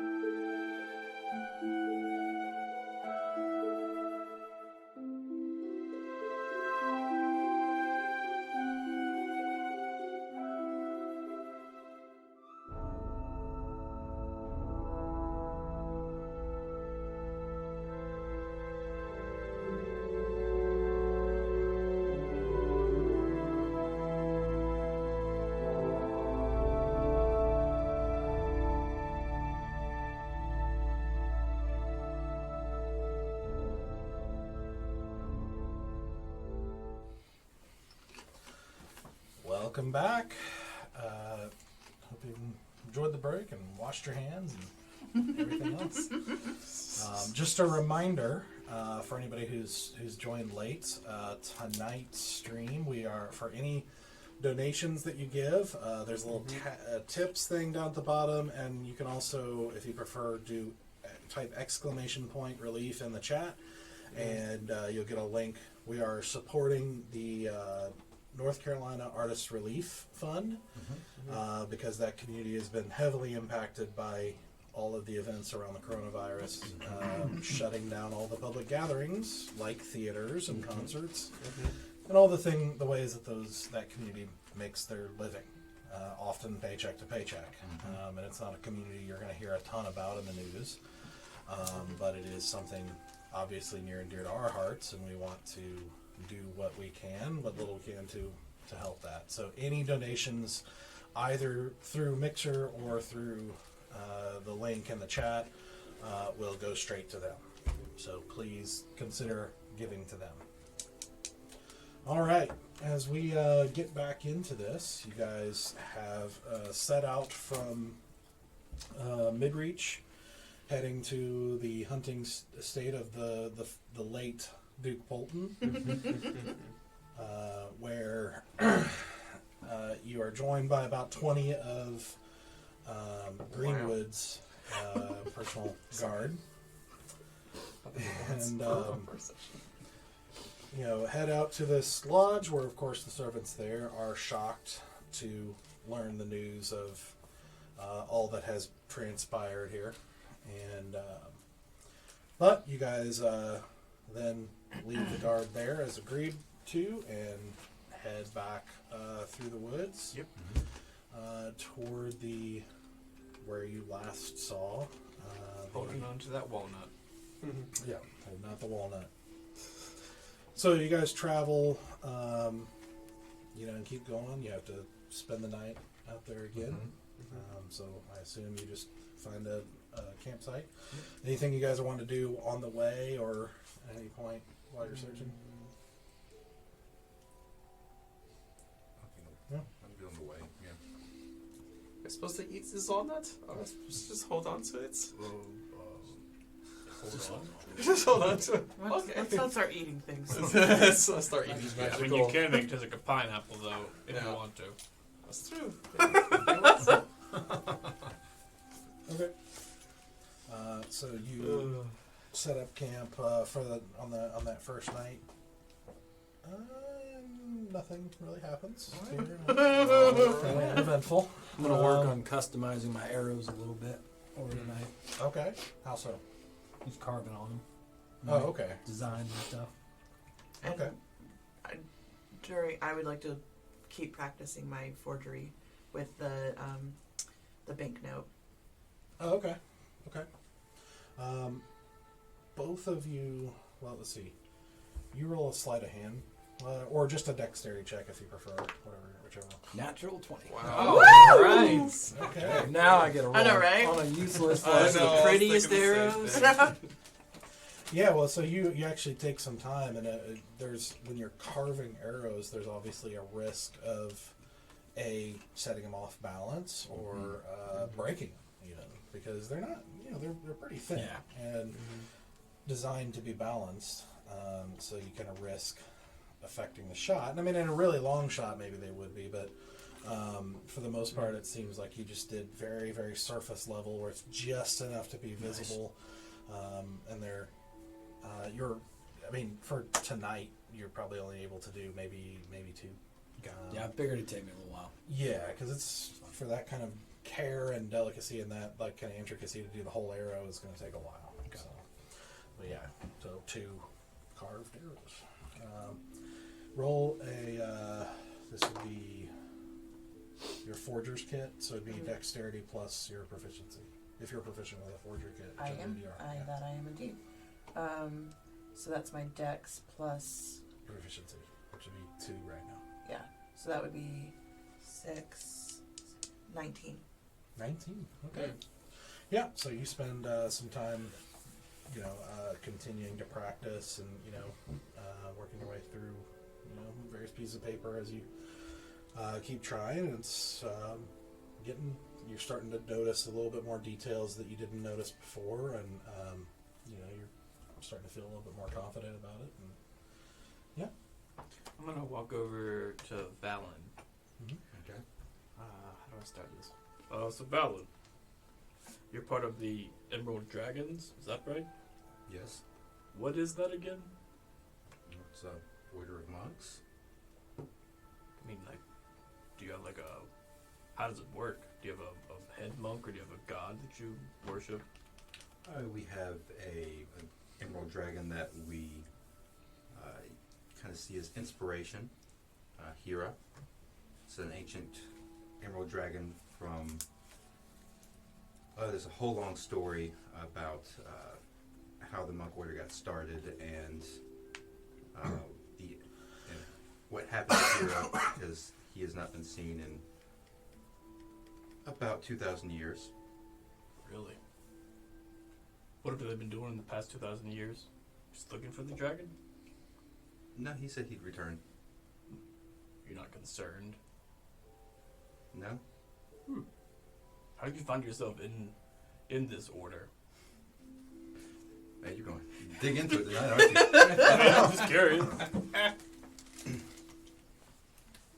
I will say, long story short, I found myself in some unfortunate circumstances during my youth, and my master found me and kind of took me in.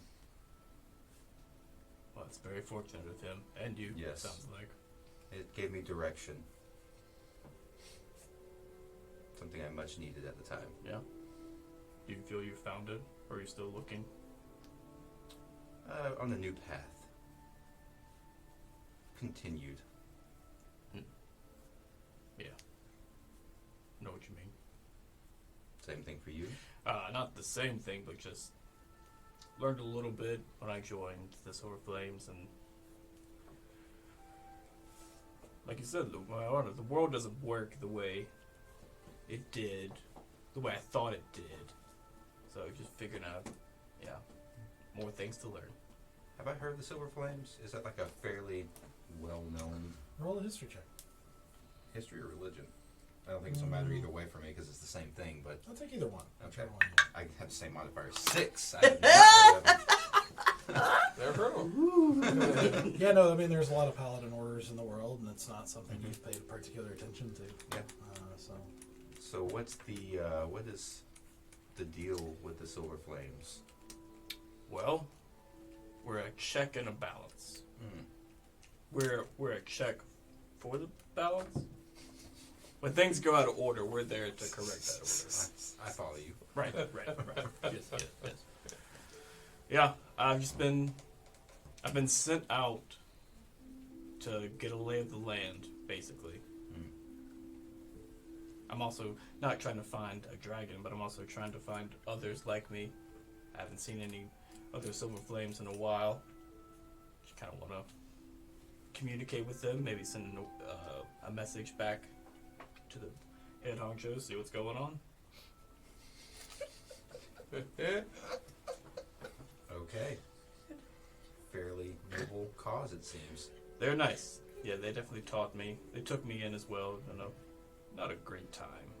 Taught me how to fight better. And I appreciate that.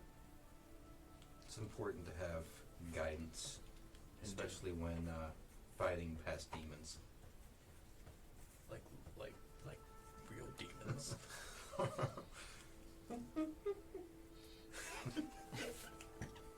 I think Valin keeps a pretty straight face to that, actually. Larry does not.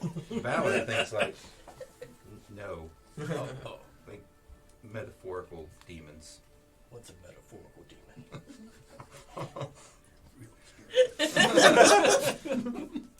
And The real nightmares. get up and then just walk off. Just walk off. Is that a region in the continent? Metaphorical? Metaphor. Never mind. Would you like some tea? Oh yes, please. Go climb a tree, sit in a branch, and start prepared for the night and keeping an eye on everything. okay. Yeah. So as you guys rest up again, and then proceed on your journey the next morning, you eventually reach the clearing, but no one's there. They have, as they said, moved on. Do you? How is that walnut doing over there? Doing anything? Did they Not so tell much. us- The walnut isn't moving at all, and Did they tell us how it works? they did not know. Did they? Did They did. Oh dang! Basically, they said that if you come within a certain distance, she'll know you're there. Okay, she'll. Gotcha. Oh. Well, it looks like we got to keep on walking. Is there anything in the camp? Oh, say, Tracks. looking for tracks and clues. Exactly. Tracks and clues. Make a survival check then. Wait, who? You can both do it if you want. Wait, who's got the best survival here, kids? Let's be smart. It's not What do me. you got? I got +3. I got +4, so yeah. Y'all are probably better than I am. Do you want to tag team this? Sure, let's do it. So that's a 16. So that's a 17. Nice. Oh, yeah, definitely not me. So after kind of circling the perimeter a bit, you do find a spot that looks like there's been a couple of broken branches and everything, and it's odd. It's like a group of children and 2 peasants are obviously not going to be skilled rangers or anything. And it's like but you have to look very carefully to notice kind of anything, and it seems like the rest has been sort of put back in place, if you will.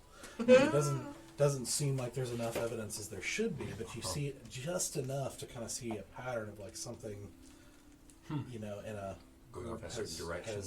kind of gone that direction. You think, well, we're talking about magic creatures here from nature. Yeah. Who knows? So you guys just kind of head off in that direction. Yes, I think we Yeah. go in that direction. Yeah, so you walk for probably about another hour,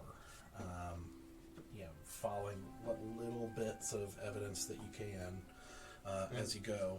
and eventually, after about an hour of travel, you actually, who's leading this? Am I always in there? Well, I think maybe we're tag I, teaming. I think we're in the lead right Yeah. now. Is it like a narrow path, or is there enough room for like both of us to kind of navigate? It's pretty narrow. Then you're leading, and I'm right behind you. So as you're walking, like you're kind of passing a large tree, and all of a sudden, flitting out from behind into your face, you see Storm. He's like, "Hi, Hi. you came back. Yes. Well, that's good. Maybe. Well, What happened? we are here to talk to the children. Oh, about what? And a new opportunity has presented itself, and there's a chance to offer the children safety. Really? Did you find Cithras? Not yet. Oh. Well. Okay.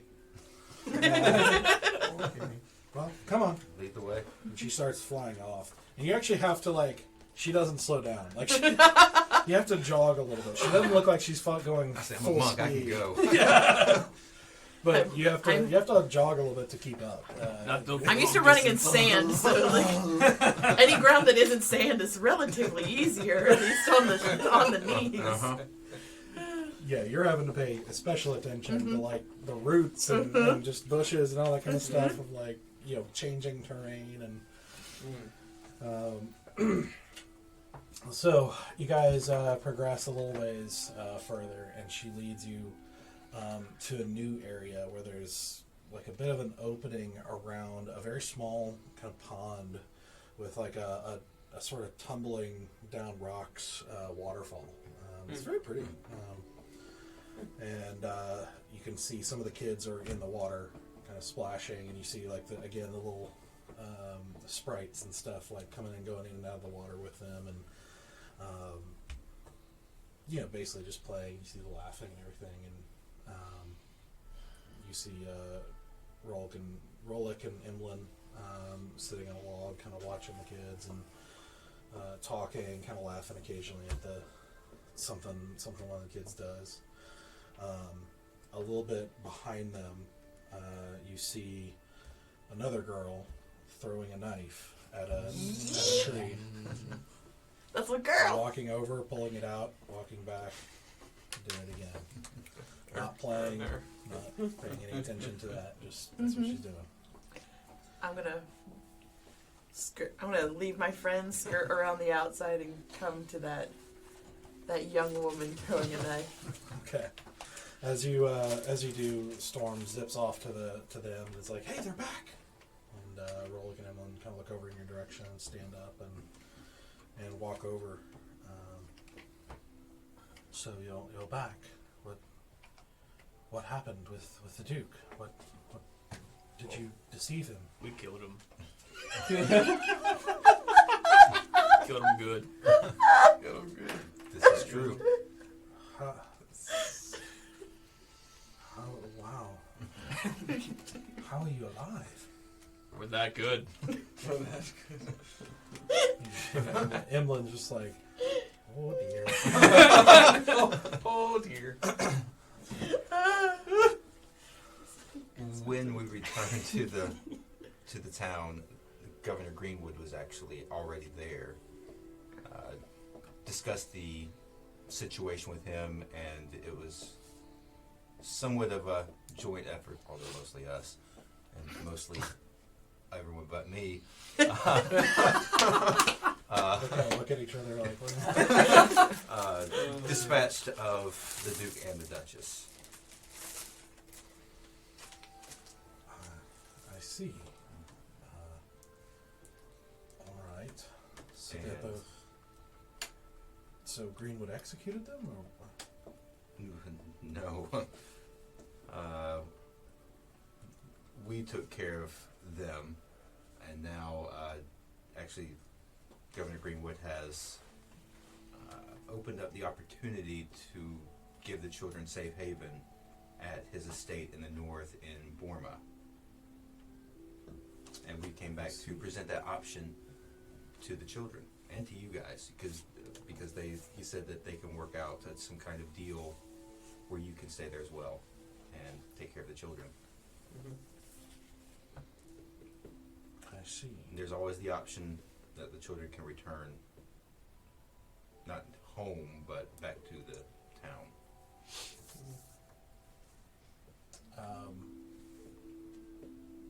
Which, for the sake of memory, he did say return to their homes, like that was the deal Okay, I thought it was that that was we presented. It was to their homes or to Borma, Gotcha. That I misunderstood that. Okay. but I'm not here.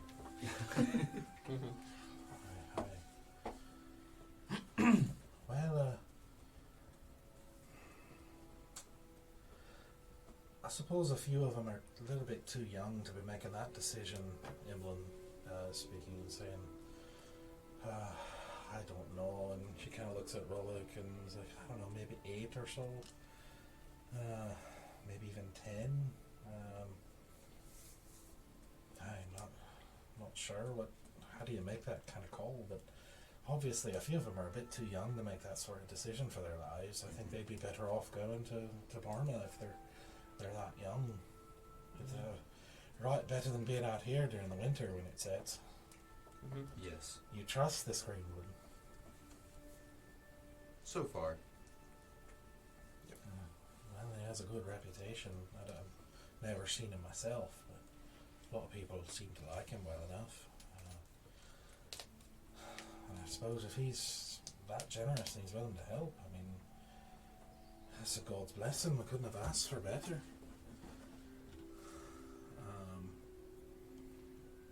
Rolik says, all right,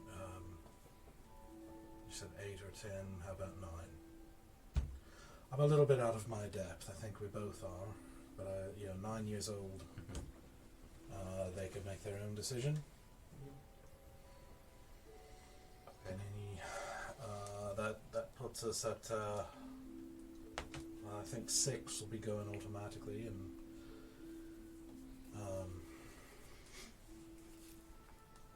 what of Selena?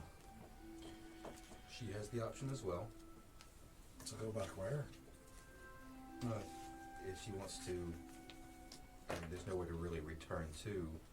I think everyone kind of agrees that the best option would be for her to go to Borma.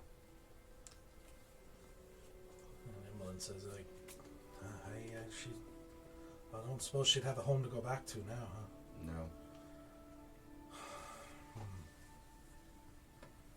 And I suppose any family any extended family would probably not be great either. Sounds good to me.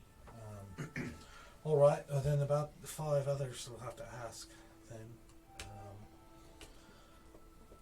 So do you want me to go ask them and talk to them and let you know? Yes, I think so. You have an actual relationship with the children. Yeah. Okay. Give me a moment and I'll talk to them. So she goes off and starts gathering them in. As they're doing that, you go up to Selena. Yes. To the side so she can see me and her in her peripheral, so don't sneak up on her, but don't immediately engage. I want to watch her throw a knife, and then I want to throw a knife as well to what she's aiming at, with like a little extra panache. Okay. Yeah, you can see now she's got basically like a little strip of cloth that she's like affixed to the bark. It doesn't look like she nailed it or anything. She just kind of like got it to stick on like the edge of the bark basically and hang there. And so she's like trying to hit that.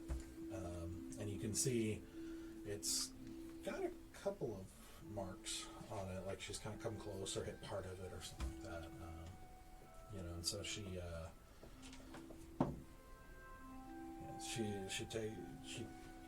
throws and hits it wide by about that much. It's still in the trunk, but it misses the mark. So you're throwing. Yeah. Make an attack. What am I throwing? What am I bonifying? Or what am I? What's your It's Dexterity? What's your attack? Oh, it's Your my attack what, with my your- dagger attack. With your dagger, yep. 17. 17. Yeah. So you also throw it after she gets done, basically kind of coming by her and spinning by her, and not like right by Yeah. her, but like kind of coming in from an angle, and you can see it hit the ribbon, or, about this cloth, like to about halfway, and kind of like drips a little bit, like to the side, and she looks quickly at you, and he's like, and he's like, "You came back." Yes. I have news. And I want to pull out the emblem ring and the purple ring. What's that mean? Your past and your future are no longer tied to them. What do you mean? They are gone. They Gone? are dead. Dead?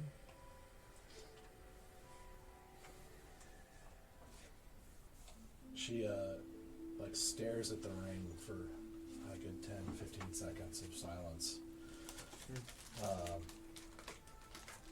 And then she basically, there's like a rock next to her, and she like kicks the rock and is like, "Ah!" And it's like the biggest outburst you've seen from her so far. Mm-hmm. And she like kind of like stands there panting for a second, and she's like, "I wanted to do it." I know. And I am sorry that I have taken that from you. But I cannot undo what has been done. Your father was a coward, and your stepmother was a murderess.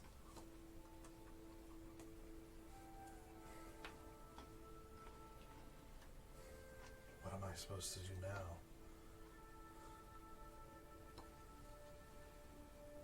It is up to you.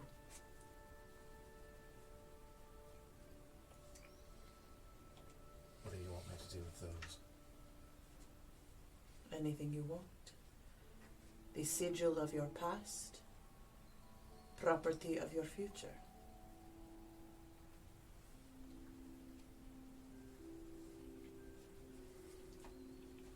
She takes the amethyst ring from you and looks at it, spits on it, and takes it and chucks it into the pool. Okay. I put the sigil back in my pocket.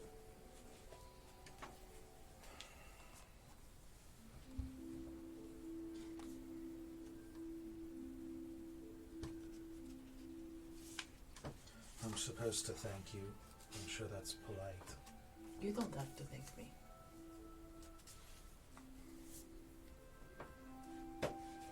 The hollowness that you will feel forever must be filled. With what? Whatever you want most to fill it with. Unfortunately, you will never get the revenge you wanted. But I assure you, revenge is not that feeling. How do you know? I've tried to fill it.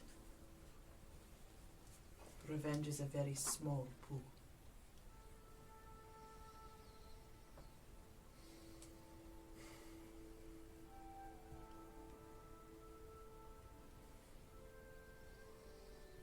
Well, maybe I'll be able to thank you someday. I look forward to that day. What But happens now?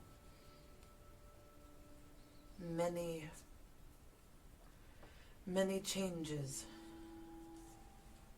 and none of them the safest for you. What do you mean? Now that your parents are dead, you are not safe to return to your home.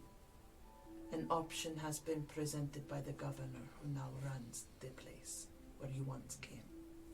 He has offered a place of safety for any of the children who want it, with resources for education and to grow up to be whatever they want to be. However, it is still under watch of someone else. And I don't know what ulterior motives there will be for you in particular. However, we don't know where else to take you.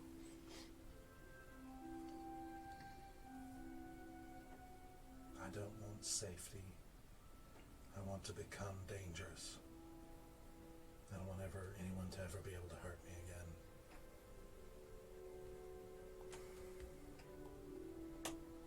But if that's where I have to go, I will. One of the best ways to stay safe is to know what the others know. Learn their ways, learn their ideas, learn their morality, and use it to their disadvantage.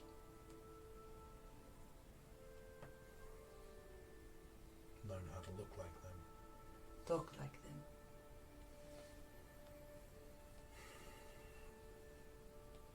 She's silent again for another good minute. She doesn't seem to have any problem with long silences. Nor I. Pregnant Finally, pause. she kind of nods her head, and I can see that. Fine. Where am I going? Borma. Then let's go. And I am going to take the knife out of the ribbon that I threw. Mm-hmm. And before we walk away, I'm going to over-exaggerate how I'm able to, like the breath support that I use to throw. Okay. Okay. So she retrieves her knife, Mhm.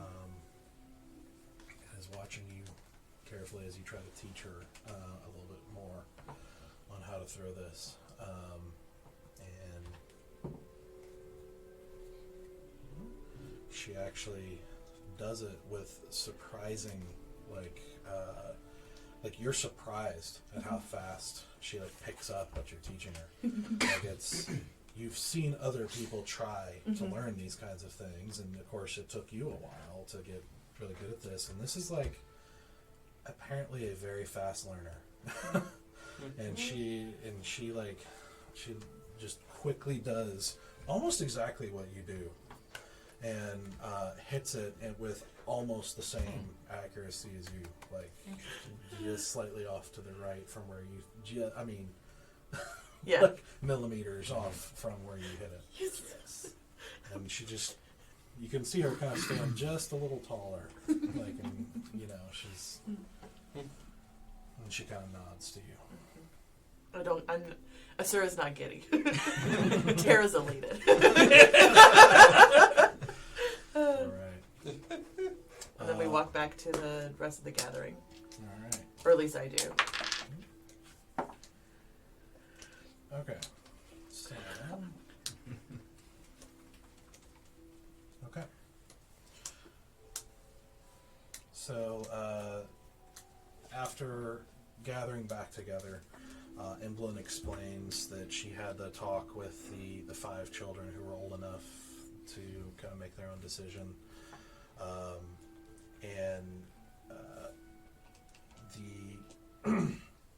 She basically says that 2 of them want to go home. They understood kind of what they were going back to, but just were kind of too scared to go too far. Mm-hmm. Like it was fun, but they didn't want to leave. One of them knew that his mother was pregnant and thought if he went back maybe he could protect the baby and that sort of thing, and one of them just wanted to go home, despite what was happening. So but the rest of them decided to go to, the other 3 decided to go to Borma. So 9 to Borma, 2 Yeah. home. 9 and Selena, so 10. So 9, and I'm counting the children as a collective, Selena as her own person. Selena's one of the 12, yeah. Yeah. So- And then Selena to form a. We still got to get them all back to the hunting lodge first. Right.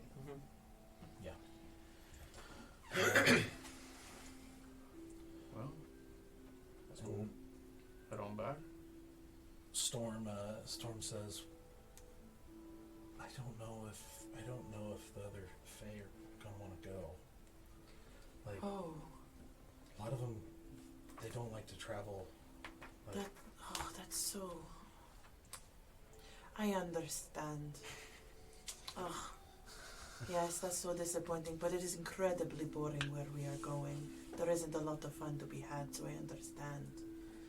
It's really unfortunate, yes. But, yes, I agree. That does make sense. It's actually great because he didn't want you to go anyway. Hey! oh,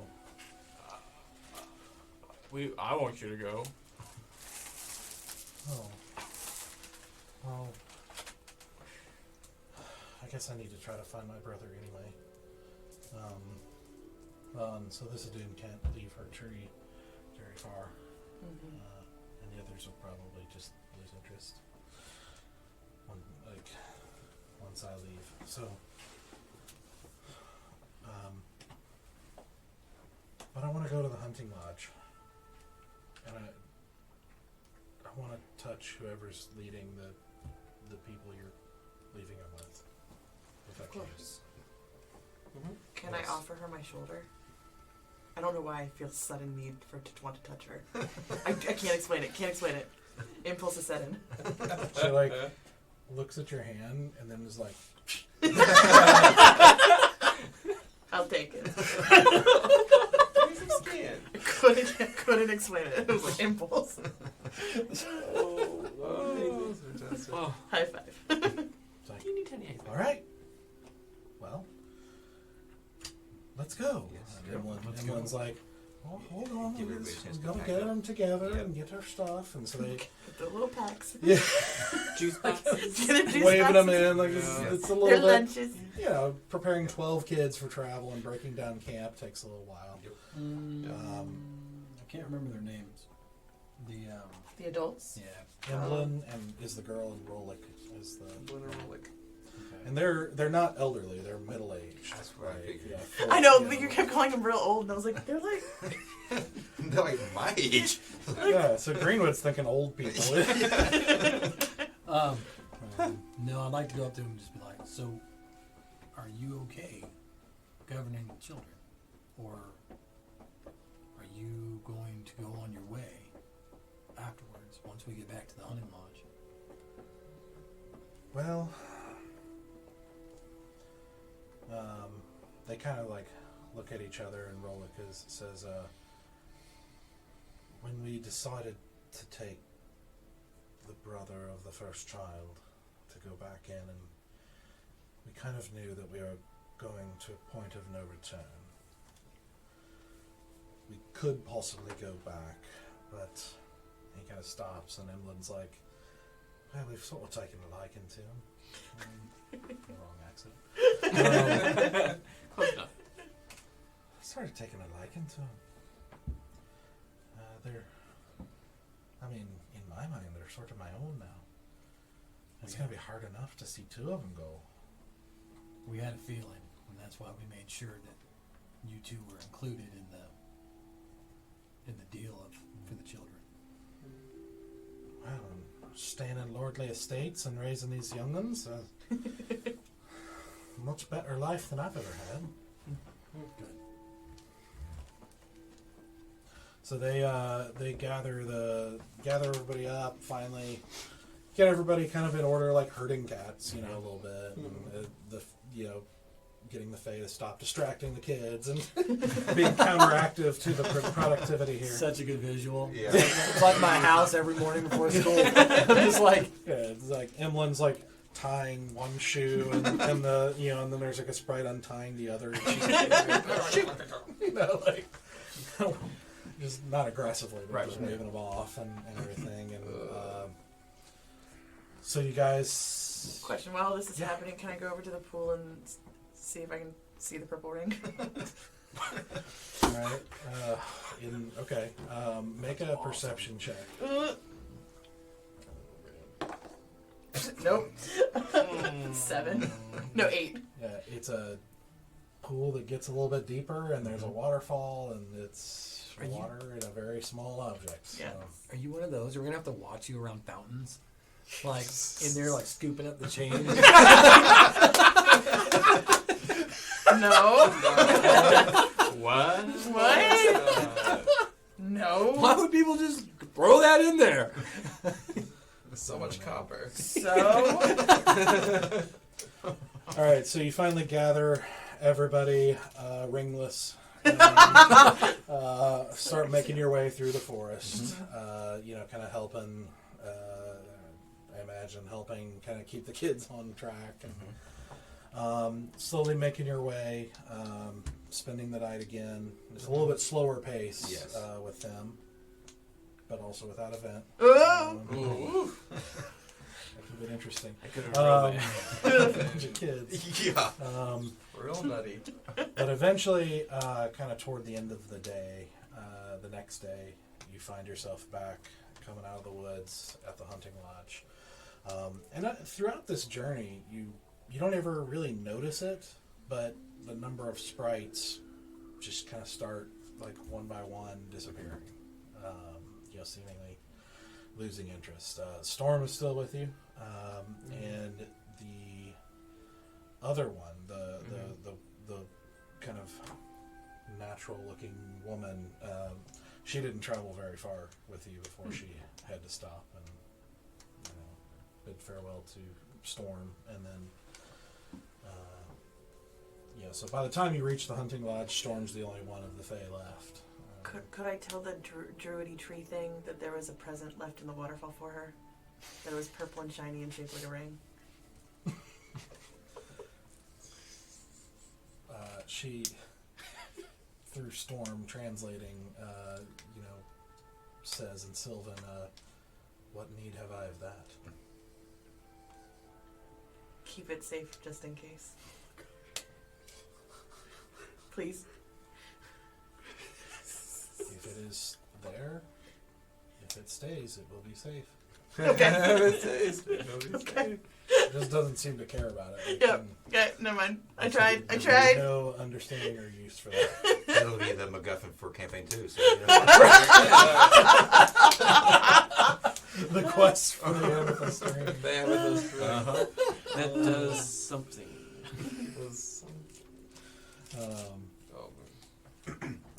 I tried. So you guys emerge and go back to the hunting lodge. You explain. You meet up with the guard, who's led by Sir Tabor, who is kind of the captain of this guard. Sir Tabor. Yeah. Sertiber. Serber. Who Finds. who's very distrusting of Storm, and but he does let her touch him, and she says he seems good. Seems good enough. You hear that, Tablespoon? Tablespoon. His name is Sertiber. Sertiber. and we just made it enemy. Oh. Awesome. Yeah, right? Seem to have a bit of trouble with names. I've been called worse. Oh man. So as you guys are, you guys want to head back to Midreach after this before we part this scenario? Head back where? Are you heading back, or where are you going from here? I want to go back with the 2 kids who want to return home. Like I want to go back to the town and And rough up their parents a little bit. we'll see. Oh, are we gonna go deliver them personally? That's my goal. Oh, I'm so in for this. All right. I'm down. Let's do it. Yeah.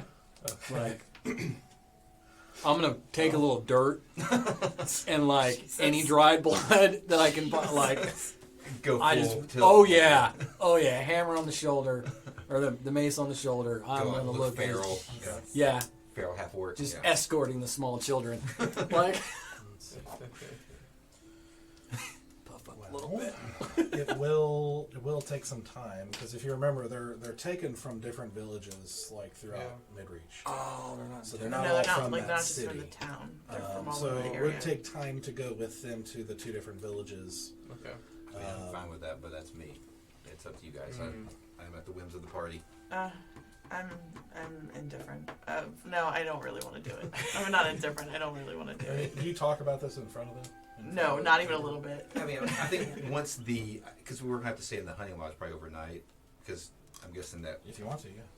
the other party's probably Yeah, they're willing to already done that. accommodate you. Yeah, well, I'm guessing the kids have already. Yeah, they will definitely stay the night. Yes. Yeah. Yes. I mean, I think that's something we would talk about. And if you, I guess you'll bring it up while Yep. we're discussing our stuff. Yep. So what do you think? I know we've got you're kind of into the I think we idea. should. Yeah. I really do. Yes. I think it is best we keep moving forward. Where's that? I don't know, but if we home. spend We do spend have a too new much home. time here, we are going to get so lost in the minutia of this world we will not see bigger beyond. We won't stay long. It will not take long. I would, You say this. I would think of all people, you would jump at the chance to talk with these parents before leaving these children. It was a little surprising. Does it look like I would be one to talk to the parents? No, that's why it's fun. You can't hurt them, but you can intimidate. Well, a little bit. What do you mean I can't hurt them? I'm You perfectly shouldn't hurt them. capable of hurting You them. shouldn't hurt them. But we could intimidate them a little bit, make the lives a little easier on these two children going back. What if it blows up in our faces and it makes it worse for them? It doesn't always Then go it's the going way to you be planned like them. everything else we've done so far. Thinking the same thing. Oh, man. I mean, I guess I would side on going somewhere else, but until we know where that other place is, this is as good as any. I just think it's time to move on. Well, let's have some fun with this, shall we? That's three. When did we decide we're a democracy? We never actually did. Are the villages at least on the way to the big town and our manor and all that stuff? Let me see. Because that at least makes. Because the answer is going to be no, and we're going to have to go like this way. Oh, see, And then we're going to do this, we and then we're could going to get do lucky. this, and then we're We going could to do get this, and then we're going to do this, and then we're Mhm. going to do this, and then we're going to do this, and this. I don't even know what I'm miming at this We're point. gonna, we're gonna go to that town to drop off the kid, and somebody's gonna run up like, "Oh, thank goodness I found you! I need your help!" And we're gonna be like, "Shit!" Just like, knock them out real quick. No. Let's see. One of them is. So if you're looking at Midreach, and Eldowyn is basically over here. So one of the towns is basically down here. Okay. And one of them is north. Just go. Just slightly northwest. Come on, Mom. When did I become I mom? don't know. What? You already democratically chose 3-2, so. I am willing to compromise on this. If it is going to be too much, then we can not go. Essentially, We can do the northwest one. but what about the other kid? He's got the contingent, the Greenwood's men. They're not going to do anything. Well, yeah. They're gonna get him there safely. That's not the point. What are you trying to get out of this? I want to make sure that they go back to a home that understands that their parents are supposed to love and protect them. Okay, and if it fails? It will not fail. It's the dice. Just have to amp up the intimidation. I that's don't want to have a 3-hour discussion about this, so. I'm in. Let's go. I was going to say, I flips my wands and say, if you taste pineapple, we don't go. If you taste pineapple, we don't go. has a choice. All right. Well, which one of us is tasting pineapple? Flip the wand. Wait, if I taste it, we do go? Yeah. I taste pineapple. Oh, wait. Oh, I didn't No. Flip it in the air. He has to roll for it. Wait, what? How do you do this? 1 through 10, he tastes. 10 through 20. All right. 11 through 20, she tastes. Wand of pineapple. Here we go. 12, she tasted it.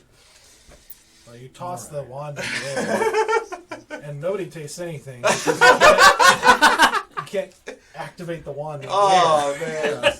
Useless. Mage hand. How about with Mage hand? Sarcastic. It wouldn't be random. You'd be controlling it. Oh, that's true. I would be controlling it. So we don't go. All right. Yeah, that's fine. I guess we're Don't not gonna, go? Yeah, I don't think We we're don't going. go. We're not gonna go. Okay. All right. We can at least tell the Start guards. wiping the The dirt guards off to my like. face and like. I would like to tell the guards to just please let the children know that they still have the opportunity to leave at any time to go to Borma, like the governor had mentioned. If when they get home they find that the guards deduce that this is that it is obvious that this is not going to be a safe place for these children. Yeah. The script. Safe place. Huh? You think they're not going to be safe? That some resent being told what to do. Especially adults who think they are doing the right thing. Well, I don't really understand what you're saying. Just out with it. If you He doesn't have any idea what you're talking Sure. about. Like, he doesn't know why he's with us. well, he's just following orders at the moment. Like he doesn't. Sure. He apparently hasn't been filled in on the details. When you get there, and you see that these parents would probably raise a hand to these children once you are gone, they don't stay with them. They go to Bormo with the others. I see. He's got like just semi-long, curly, like black hair. He kind of like as he's sitting there thinking, kind of looking at you, kind of twirls like a bit of hair in his finger, and he's like, he comes over to the two men, and he said, each of these children will have 2 of our guards escorting them back. And he looks at these 2 men, and he's like, make sure you put the fear of the gods in these children's folks to make sure they're safe. There we In fact, go. you know what? Dylan, and he comes up, he's like, you're going to go with one of these children. Let's just say they have had a childhood similar to yours, so feel free to say a few words to the parents to make sure they're safe. And Dylan, he like gives like this solemn nod, like, Thank you. And before I go away, can I twirl the curl that he was twirling as I walk past? sure. Thank you. Like, do you like look back or anything? Nope, just twirl it and move. All right. I'm gonna run after Dylan. Oh, Jesus. Jesus. Just give him like 2 gold and be like, just give him a little extra for me. I'm gonna walk away. Alright. Oh, trust me, I will. Thank you, sir. And Gladly give during my the 2 downtime, I'm gonna gold. find those 2 kids, and I'm gonna give each of them 1 silver ring, because I've got 2 silver rings from Aw, okay. something. Okay. I forgot what it was now, but that way it's like, if it gets really bad and you need to get out, sell these rings, or sell this ring, and use the gold to leave. I think it's essentially the gist of what I tell them. They each kind of like look at it solemnly, and you know the girl nods like understanding, and the boy's like, "Oh, all right, thanks." How old's the boy? He's like, he looks. I mean, you don't know for sure. Yeah. He looks Roughly. right around the edge of 9 or 10. Okay. So We had to be at least 9 because we weren't letting any children make their own decisions who were under 9. that's true. True. Math. Math Deduction. Deduction. Okay. All right. So with the guards escorting those two children properly informed, provisions for their well-being looked after. You bid farewell to Emblin and Rolick, and Storm, who says she's going to try to find her brother again and go off. Can she let us know if she does? Does she have another one of those walnuts? She could always meet us at the Elder Gate. Well, you still have the one you have. Yeah. But is there any more we can do other than just be in proximity of her? Can she give us a better walnut? A walnut of messaging, Well, maybe? I guess if he wants to, we could maybe find you again. Where would we find you? Our home base is Eldergate Manor in Eldowyn. It's in the Leaf District. It's pretty. There's a district with leaves? I know, it's pretty great. I think I would like that. You would very much like that. Just come visit us. Well, I have to see a city made of leaves. I don't want to disappoint you, but yeah, it's pretty cool. Hold on to the walnut. Okay. And if I find him, maybe we can find you. Please Hang do. out in the Leaf District. Sounds like a plan. Thank you. All of major radius. Okay.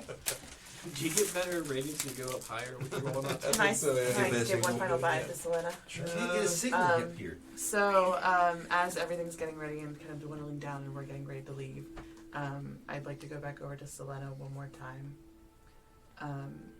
and change my eyes to that color, that purpley bluey color. You can fill that hole with whatever you want,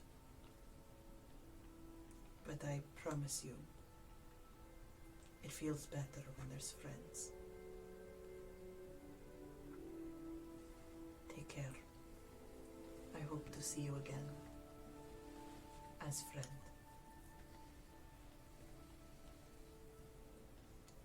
Me too. That's it. She nods as you walk off as they're loading the cart up and everything, and mounting a couple of horses and kind of starting to make their procession. So you guys watch as they head off in the direction down the road, as kind of the opposite direction of where you are going to Eldowyn. I guess. Have nothing, nowhere else to go. I do want to find that necromancer again. I have a feeling he'll find us. Works for me. I think we'll find more clues in a bigger city. True. Okay. Good point. Let's do it. Okay. The Elder Gate. Elder Gate. Yeah, that's our place. So it takes you, let's see, from here, it would be probably 3 days to get back to Eldowyn. Kind of from where you found yourself. Why don't we ever ask for horses? Or carts or anything? Why are we always walking on foot? It's cardio. It's good You've for got you. gold now. You can try to buy some. I like Very to walk. good. Y'all Bring can it ride back. horse. I wasn't Um, carried. Some ponies. We can try it again. No. Big old Clydesdales, Yeah. So as you travel and make your way down this road, this seems to be kind of getting back into a little more populated area than some of the other kind of adventures you've been on so far.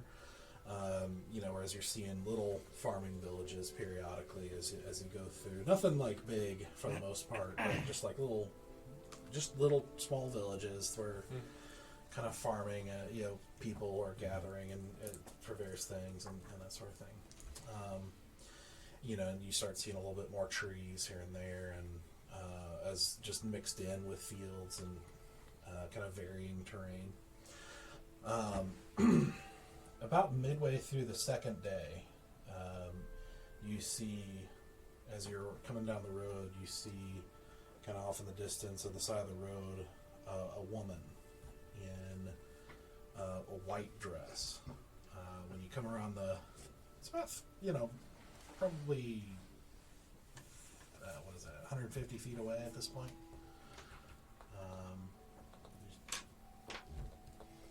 Keep going up to her. Yeah. In a white dress? Out in the middle In of this nowhere. terrain? Well, what else are we gonna do? Avoid her? Does the dress look clean, or does it look like it's tattered and dirty and? Like Let's make a perception check. it sounded like a 10 and then went to an 8, so not really. Neither one were good. A perception, so it's a total 10. Yeah. From 150 feet, it's pretty hard to tell. Yeah. I mean, you're still a ways away. That's like a half a football field. Yeah. You know. But she's on the side of the road, right? You said, or she's 50 feet from the road. No. down She's the like road. on the road. Oh, okay. Or like on the side of the road. Gotcha. This is probably an unusual or like it's an unusual. This doesn't look normal. Well, yeah, you haven't seen anybody like white is typically not a color you see a lot of people wear, partially out of practicality Yes. because it shows dirt a lot, and so you don't.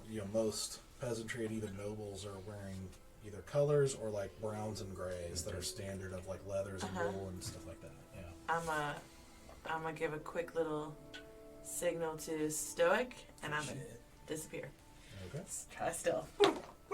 No, I'm not. No, I'm not. Tara's not stealthing, because that is a total of 8. Crunch, crunch, crunch. crunch. Yeah, I'm being stealthy. I saw her go. Ninja. What is she doing? Yeah, so you go into the woods, and Yep. there are definitely more dry leaves from the oncoming autumn than you thought. And it's, Crunch, it's not a quiet endeavor. Nope.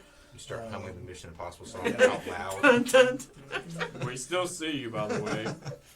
So you get to about 50 feet away, and you can see she's been kind of like looking around, and then she sees you. It's like and kind of like waves, and as you guys approach her, she's like, "Oh, that's so good, so good. I'm so lucky. I'm so lucky to meet you. Hi." That's aggressive energy. Easy. This looks right up your alley. I've had things for visits. Visits. That's common folk. Yeah. What's wrong with common folk? Never said something wrong. It's not my type. I'm So- sure you like giant women.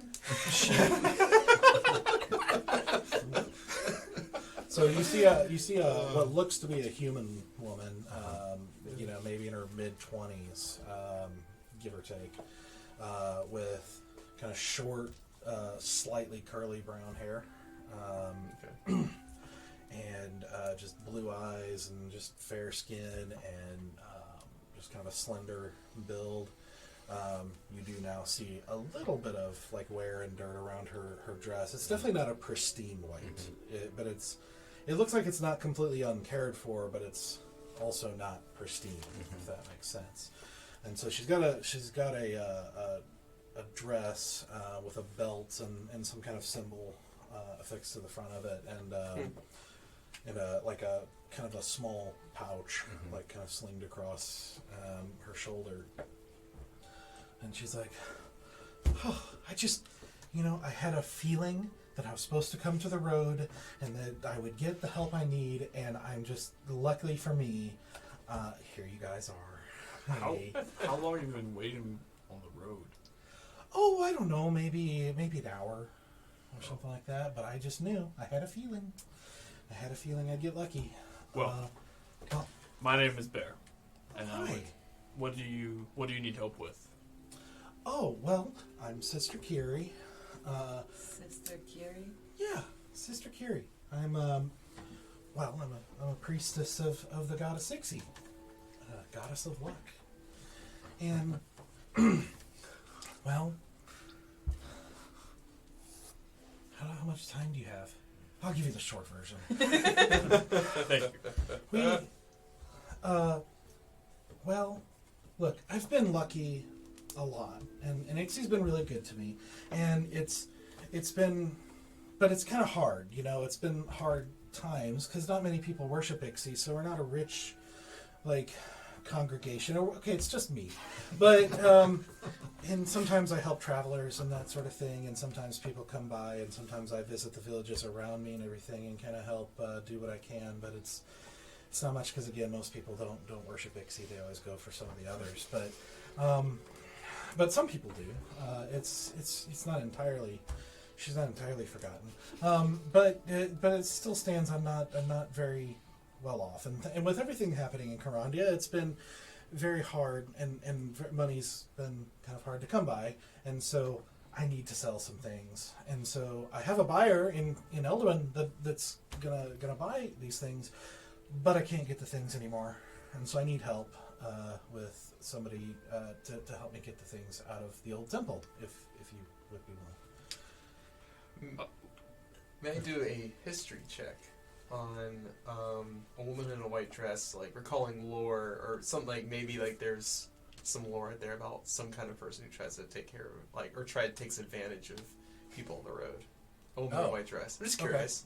Yeah, just trying to recall any kind of lore or anything like that. Sure. Kind of folklore that might come to my knowledge. I sure don't. Don't recall it at all. Yeah, I totally believe her. She's the real deal. Everybody's heard tales of, like, travelers getting deceived Right. by creatures and stuff, but Right. I was nothing in just curious. particular. In particular about this. Okay. Yeah, All right. about this I particular rolled situation. a 7. It's not very good. Yeah. Rolled a 2 out of 5. Well, okay, I have 2 questions. 1, what do you need to get? And 2, why can you not get it? Oh, well, okay. See, I have a shrine, like, not far from the road here, because, and she kind of points, and you can see a little pathway, like a pretty clear pathway going off the road. She's like, it's not far from here, and that's where I do my work. It's not very big, but there is a little ways further from that, a larger temple that's old. We don't really use it anymore, but that's where we kept some things, kind of like storage, that sort of thing. But anyway, yeah, there's a ghost there. Guys, we have to help. What kind of ghost? Oh, I don't really know a whole lot, but I think it's a banshee. Yeah, probably a banshee. Kind of loud. So we can, like, Kinda alright, heard. just like throwing out names of our group. The Banshee Banishers. No. No, we'll workshop it. No. I think we're in. I knew it. See, I'm so lucky. This is great. Boy. Banshee.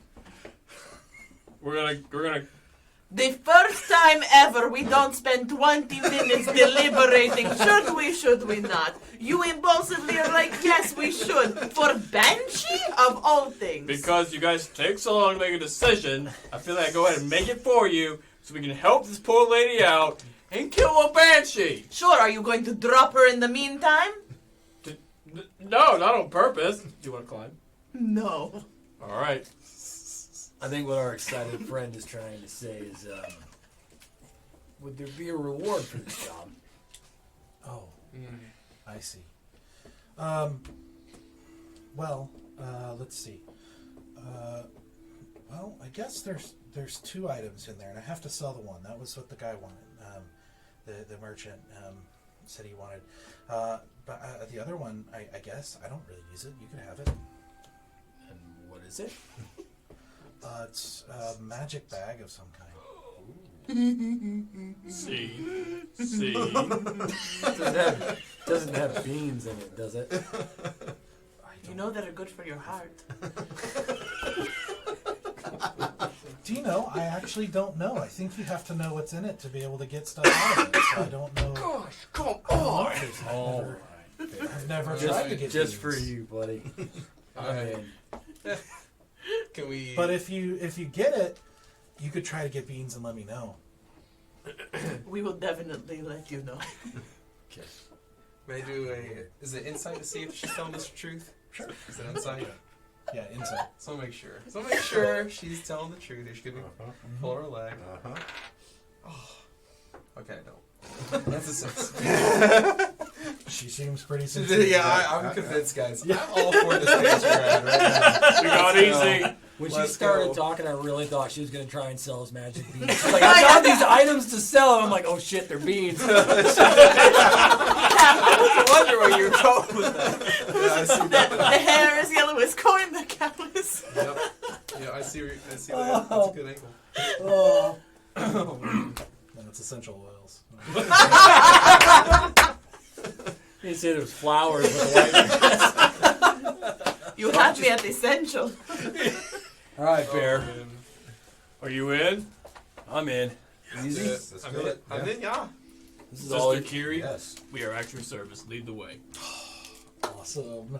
All right. Well, come on.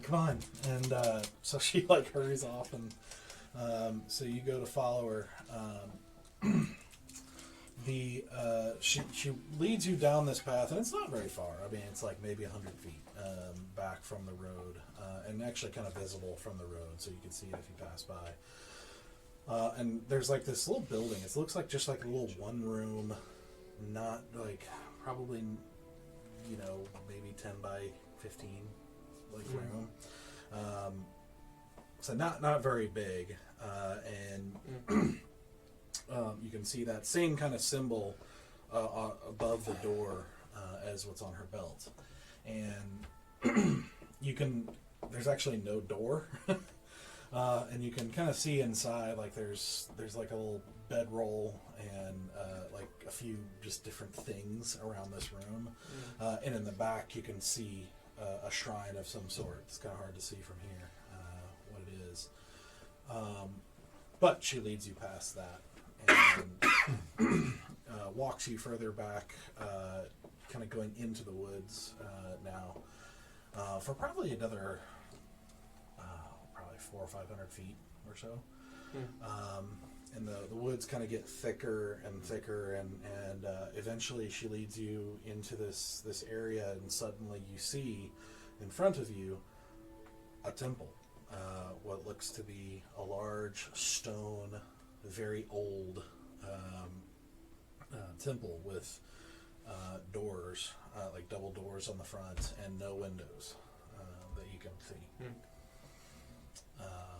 And she's like, all right, well, here it is. Yeah, like I said, it's haunted. But the items should be in there. And like I said, you can have the bag. It's magic. And yeah. Yes. If I remember correctly, and it's been so long since last you spoke, I remember you saying that you were the priestess of good luck and fortune, yes?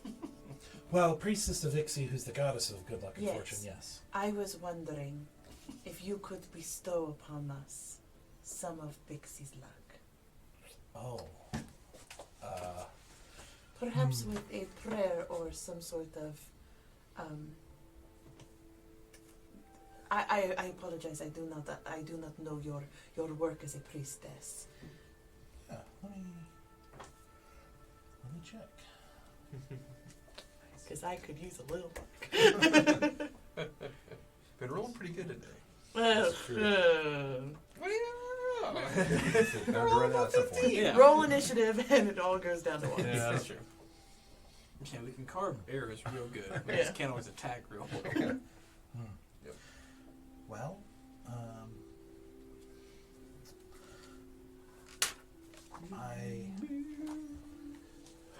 if you wait until the right moment, like I can help one of you with basically just helping you resist any kind of effect or something like that, just a little bit. But it only lasts for about a minute, so we'd have to do it right at the right moment. I can kind of help, like heal if one of you gets hurt, but I'm sure you'll be fine. Are you coming with us? Oh yeah, sure. Okay. Yeah, I'm definitely gonna say that we're gonna definitely need someone to be able to resist something at some point. Because banshees. Does anyone know anything about banshees? I can do a history check. Oh please. I'm on the temple. Can I do a history check on the temple? Sure. Okay.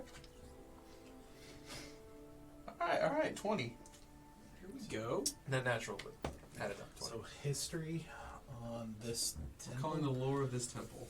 Yeah, Yes. not this temple in particular. you do know that, let's see, I'd say worship of Ixie is a little bit more, it's a smaller religion Okay. than, like, it's definitely not a, like, major power in any sort of way. Okay. You meet them, like, very rarely. They're usually in small things. So a temple of this size is a little bit bigger than anything you've seen or heard of currently. Okay. But, I mean, you do know religions kind of wane and wax and wane with history. Right. So it's like there may have been a time where it was bigger. Mm-hmm. I should mention it also bears that same symbol, but it's like kind Okay. of worn with weather. And it's like Gotcha. faded and Okay. but yeah, I mean that's for this part. I mean you're not familiar with this area, really. Okay. I mean, Fair that's, enough. that's about it for Yeah. history. Gotcha. What do you know? Wait, I don't know anything about banshees, to be honest. Other than they are loud. Right. Covers the ears. Let's just go. See what happens. We are being so impulsive. I love it. I mean, I think we've planned enough to seen those not go well, so let's try a different tactic. Going in. Yeah.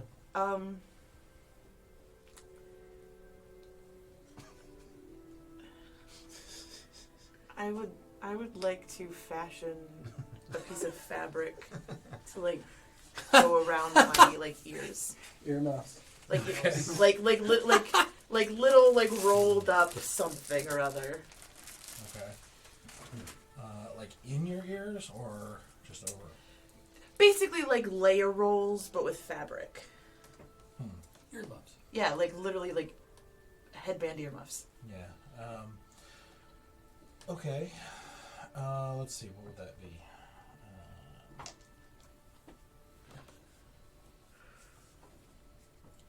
Let's do just a dexterity check. Let's not do a dexterity check because that's a 7.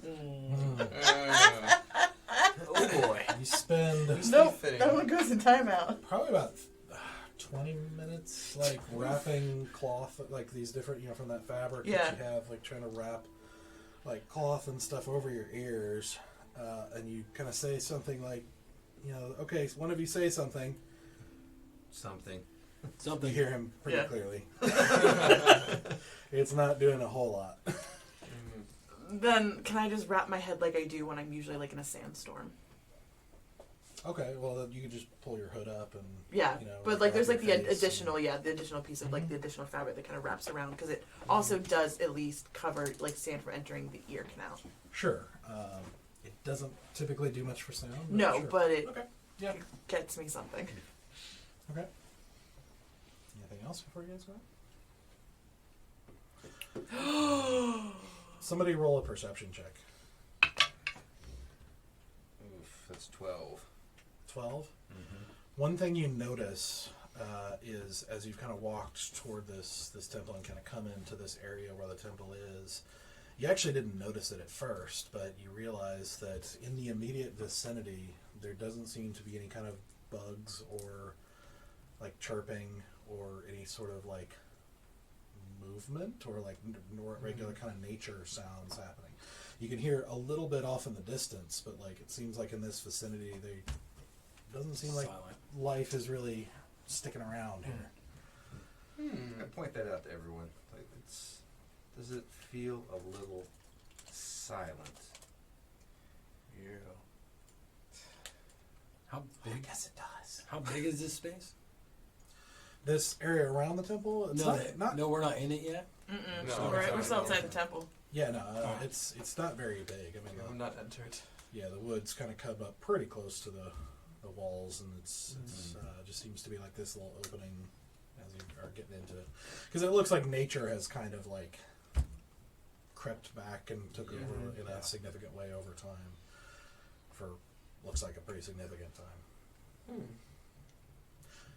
All right, I mean, I'm ready? You ready to go meet your banshee bear? Yep. Let's do it. Who leads the charge? The bear does it. Bear with me. Dun, dun, dun. was. I'm That's down so with you. I'm right behind him. He's- I got your back, buddy. I'm going with you. I think we just kind of walk in. Yeah, I'm just gonna not do that. All right. I'll go second. I'll go behind him. All right. So you guys open the double doors, and you immediately are greeted by like what looks like almost a lobby area. It's basically kind of a large rectangular area with another door directly in front of you. And in front of this door, you actually see what looks like a little what's the word I'm looking for? Like podium or. But it like kind of like comes out in a Pedestal? yeah, like kind of like a pedestal. It starts like thin and then kind of fans out, and you can actually see it has kind of a basin in it, like with like ledges around it, and you actually see these little kind of wood slots, like wood or like sorry, they're stone. They're like little stone tabs almost, kind of laying along the back of it. And as you actually also see in the midst of the space a pair of dice, like sitting on in the middle. What? Oh. She said, "Oh, yeah. Well, first you have to get in. So, well, you have to, beat. I don't know. Maybe it's 60 yourself. I don't know. But you have to play the game, and you have to show that you're lucky. And if you're lucky, you'll be able to enter. Oh no. So, yeah, I guess you'll have to play to win. Well. So, I think I know this game. with that, we're gonna end. No!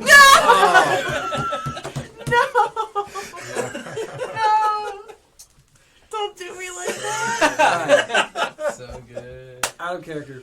Yeah. Is it resemblance of Shut the Box? Shut the box. Shut the box.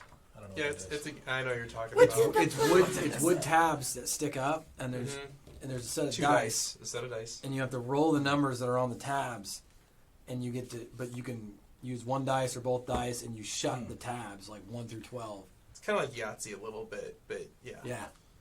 Well, you don't know. I don't know. I'm like, I heard that. I'm like, I think I know this. Don't start putting your inside thoughts to the outside. Not in front of the DM. I'm like, I think I know this game. It's not that well known of a game. No, it's an old game. Yeah. Like medieval. Like, Yeah. old school. Yeah. All right. So with the children seemingly on their way to safety and provision in Borma, with 2 of them returning to their homes. What is this? I don't know. I'm very excited. With this encounter with Sister Curie and agreeing to help her, as you guys are going to have to play this game of luck to see if somebody's lucky enough to enter the temple and if it'll let you enter. So thank you guys for joining us once again. If you donate anything, it's going to go straight to NC Artist Relief, and I hope you do. And we thank you for joining us. We hope you're entertaining to your quarantined selves. And we hope you stay safe and stay healthy. And we will see you again in 2 weeks. Hopefully. Yeah. Hopefully, indeed. Bye, guys. Bye. Be healthy.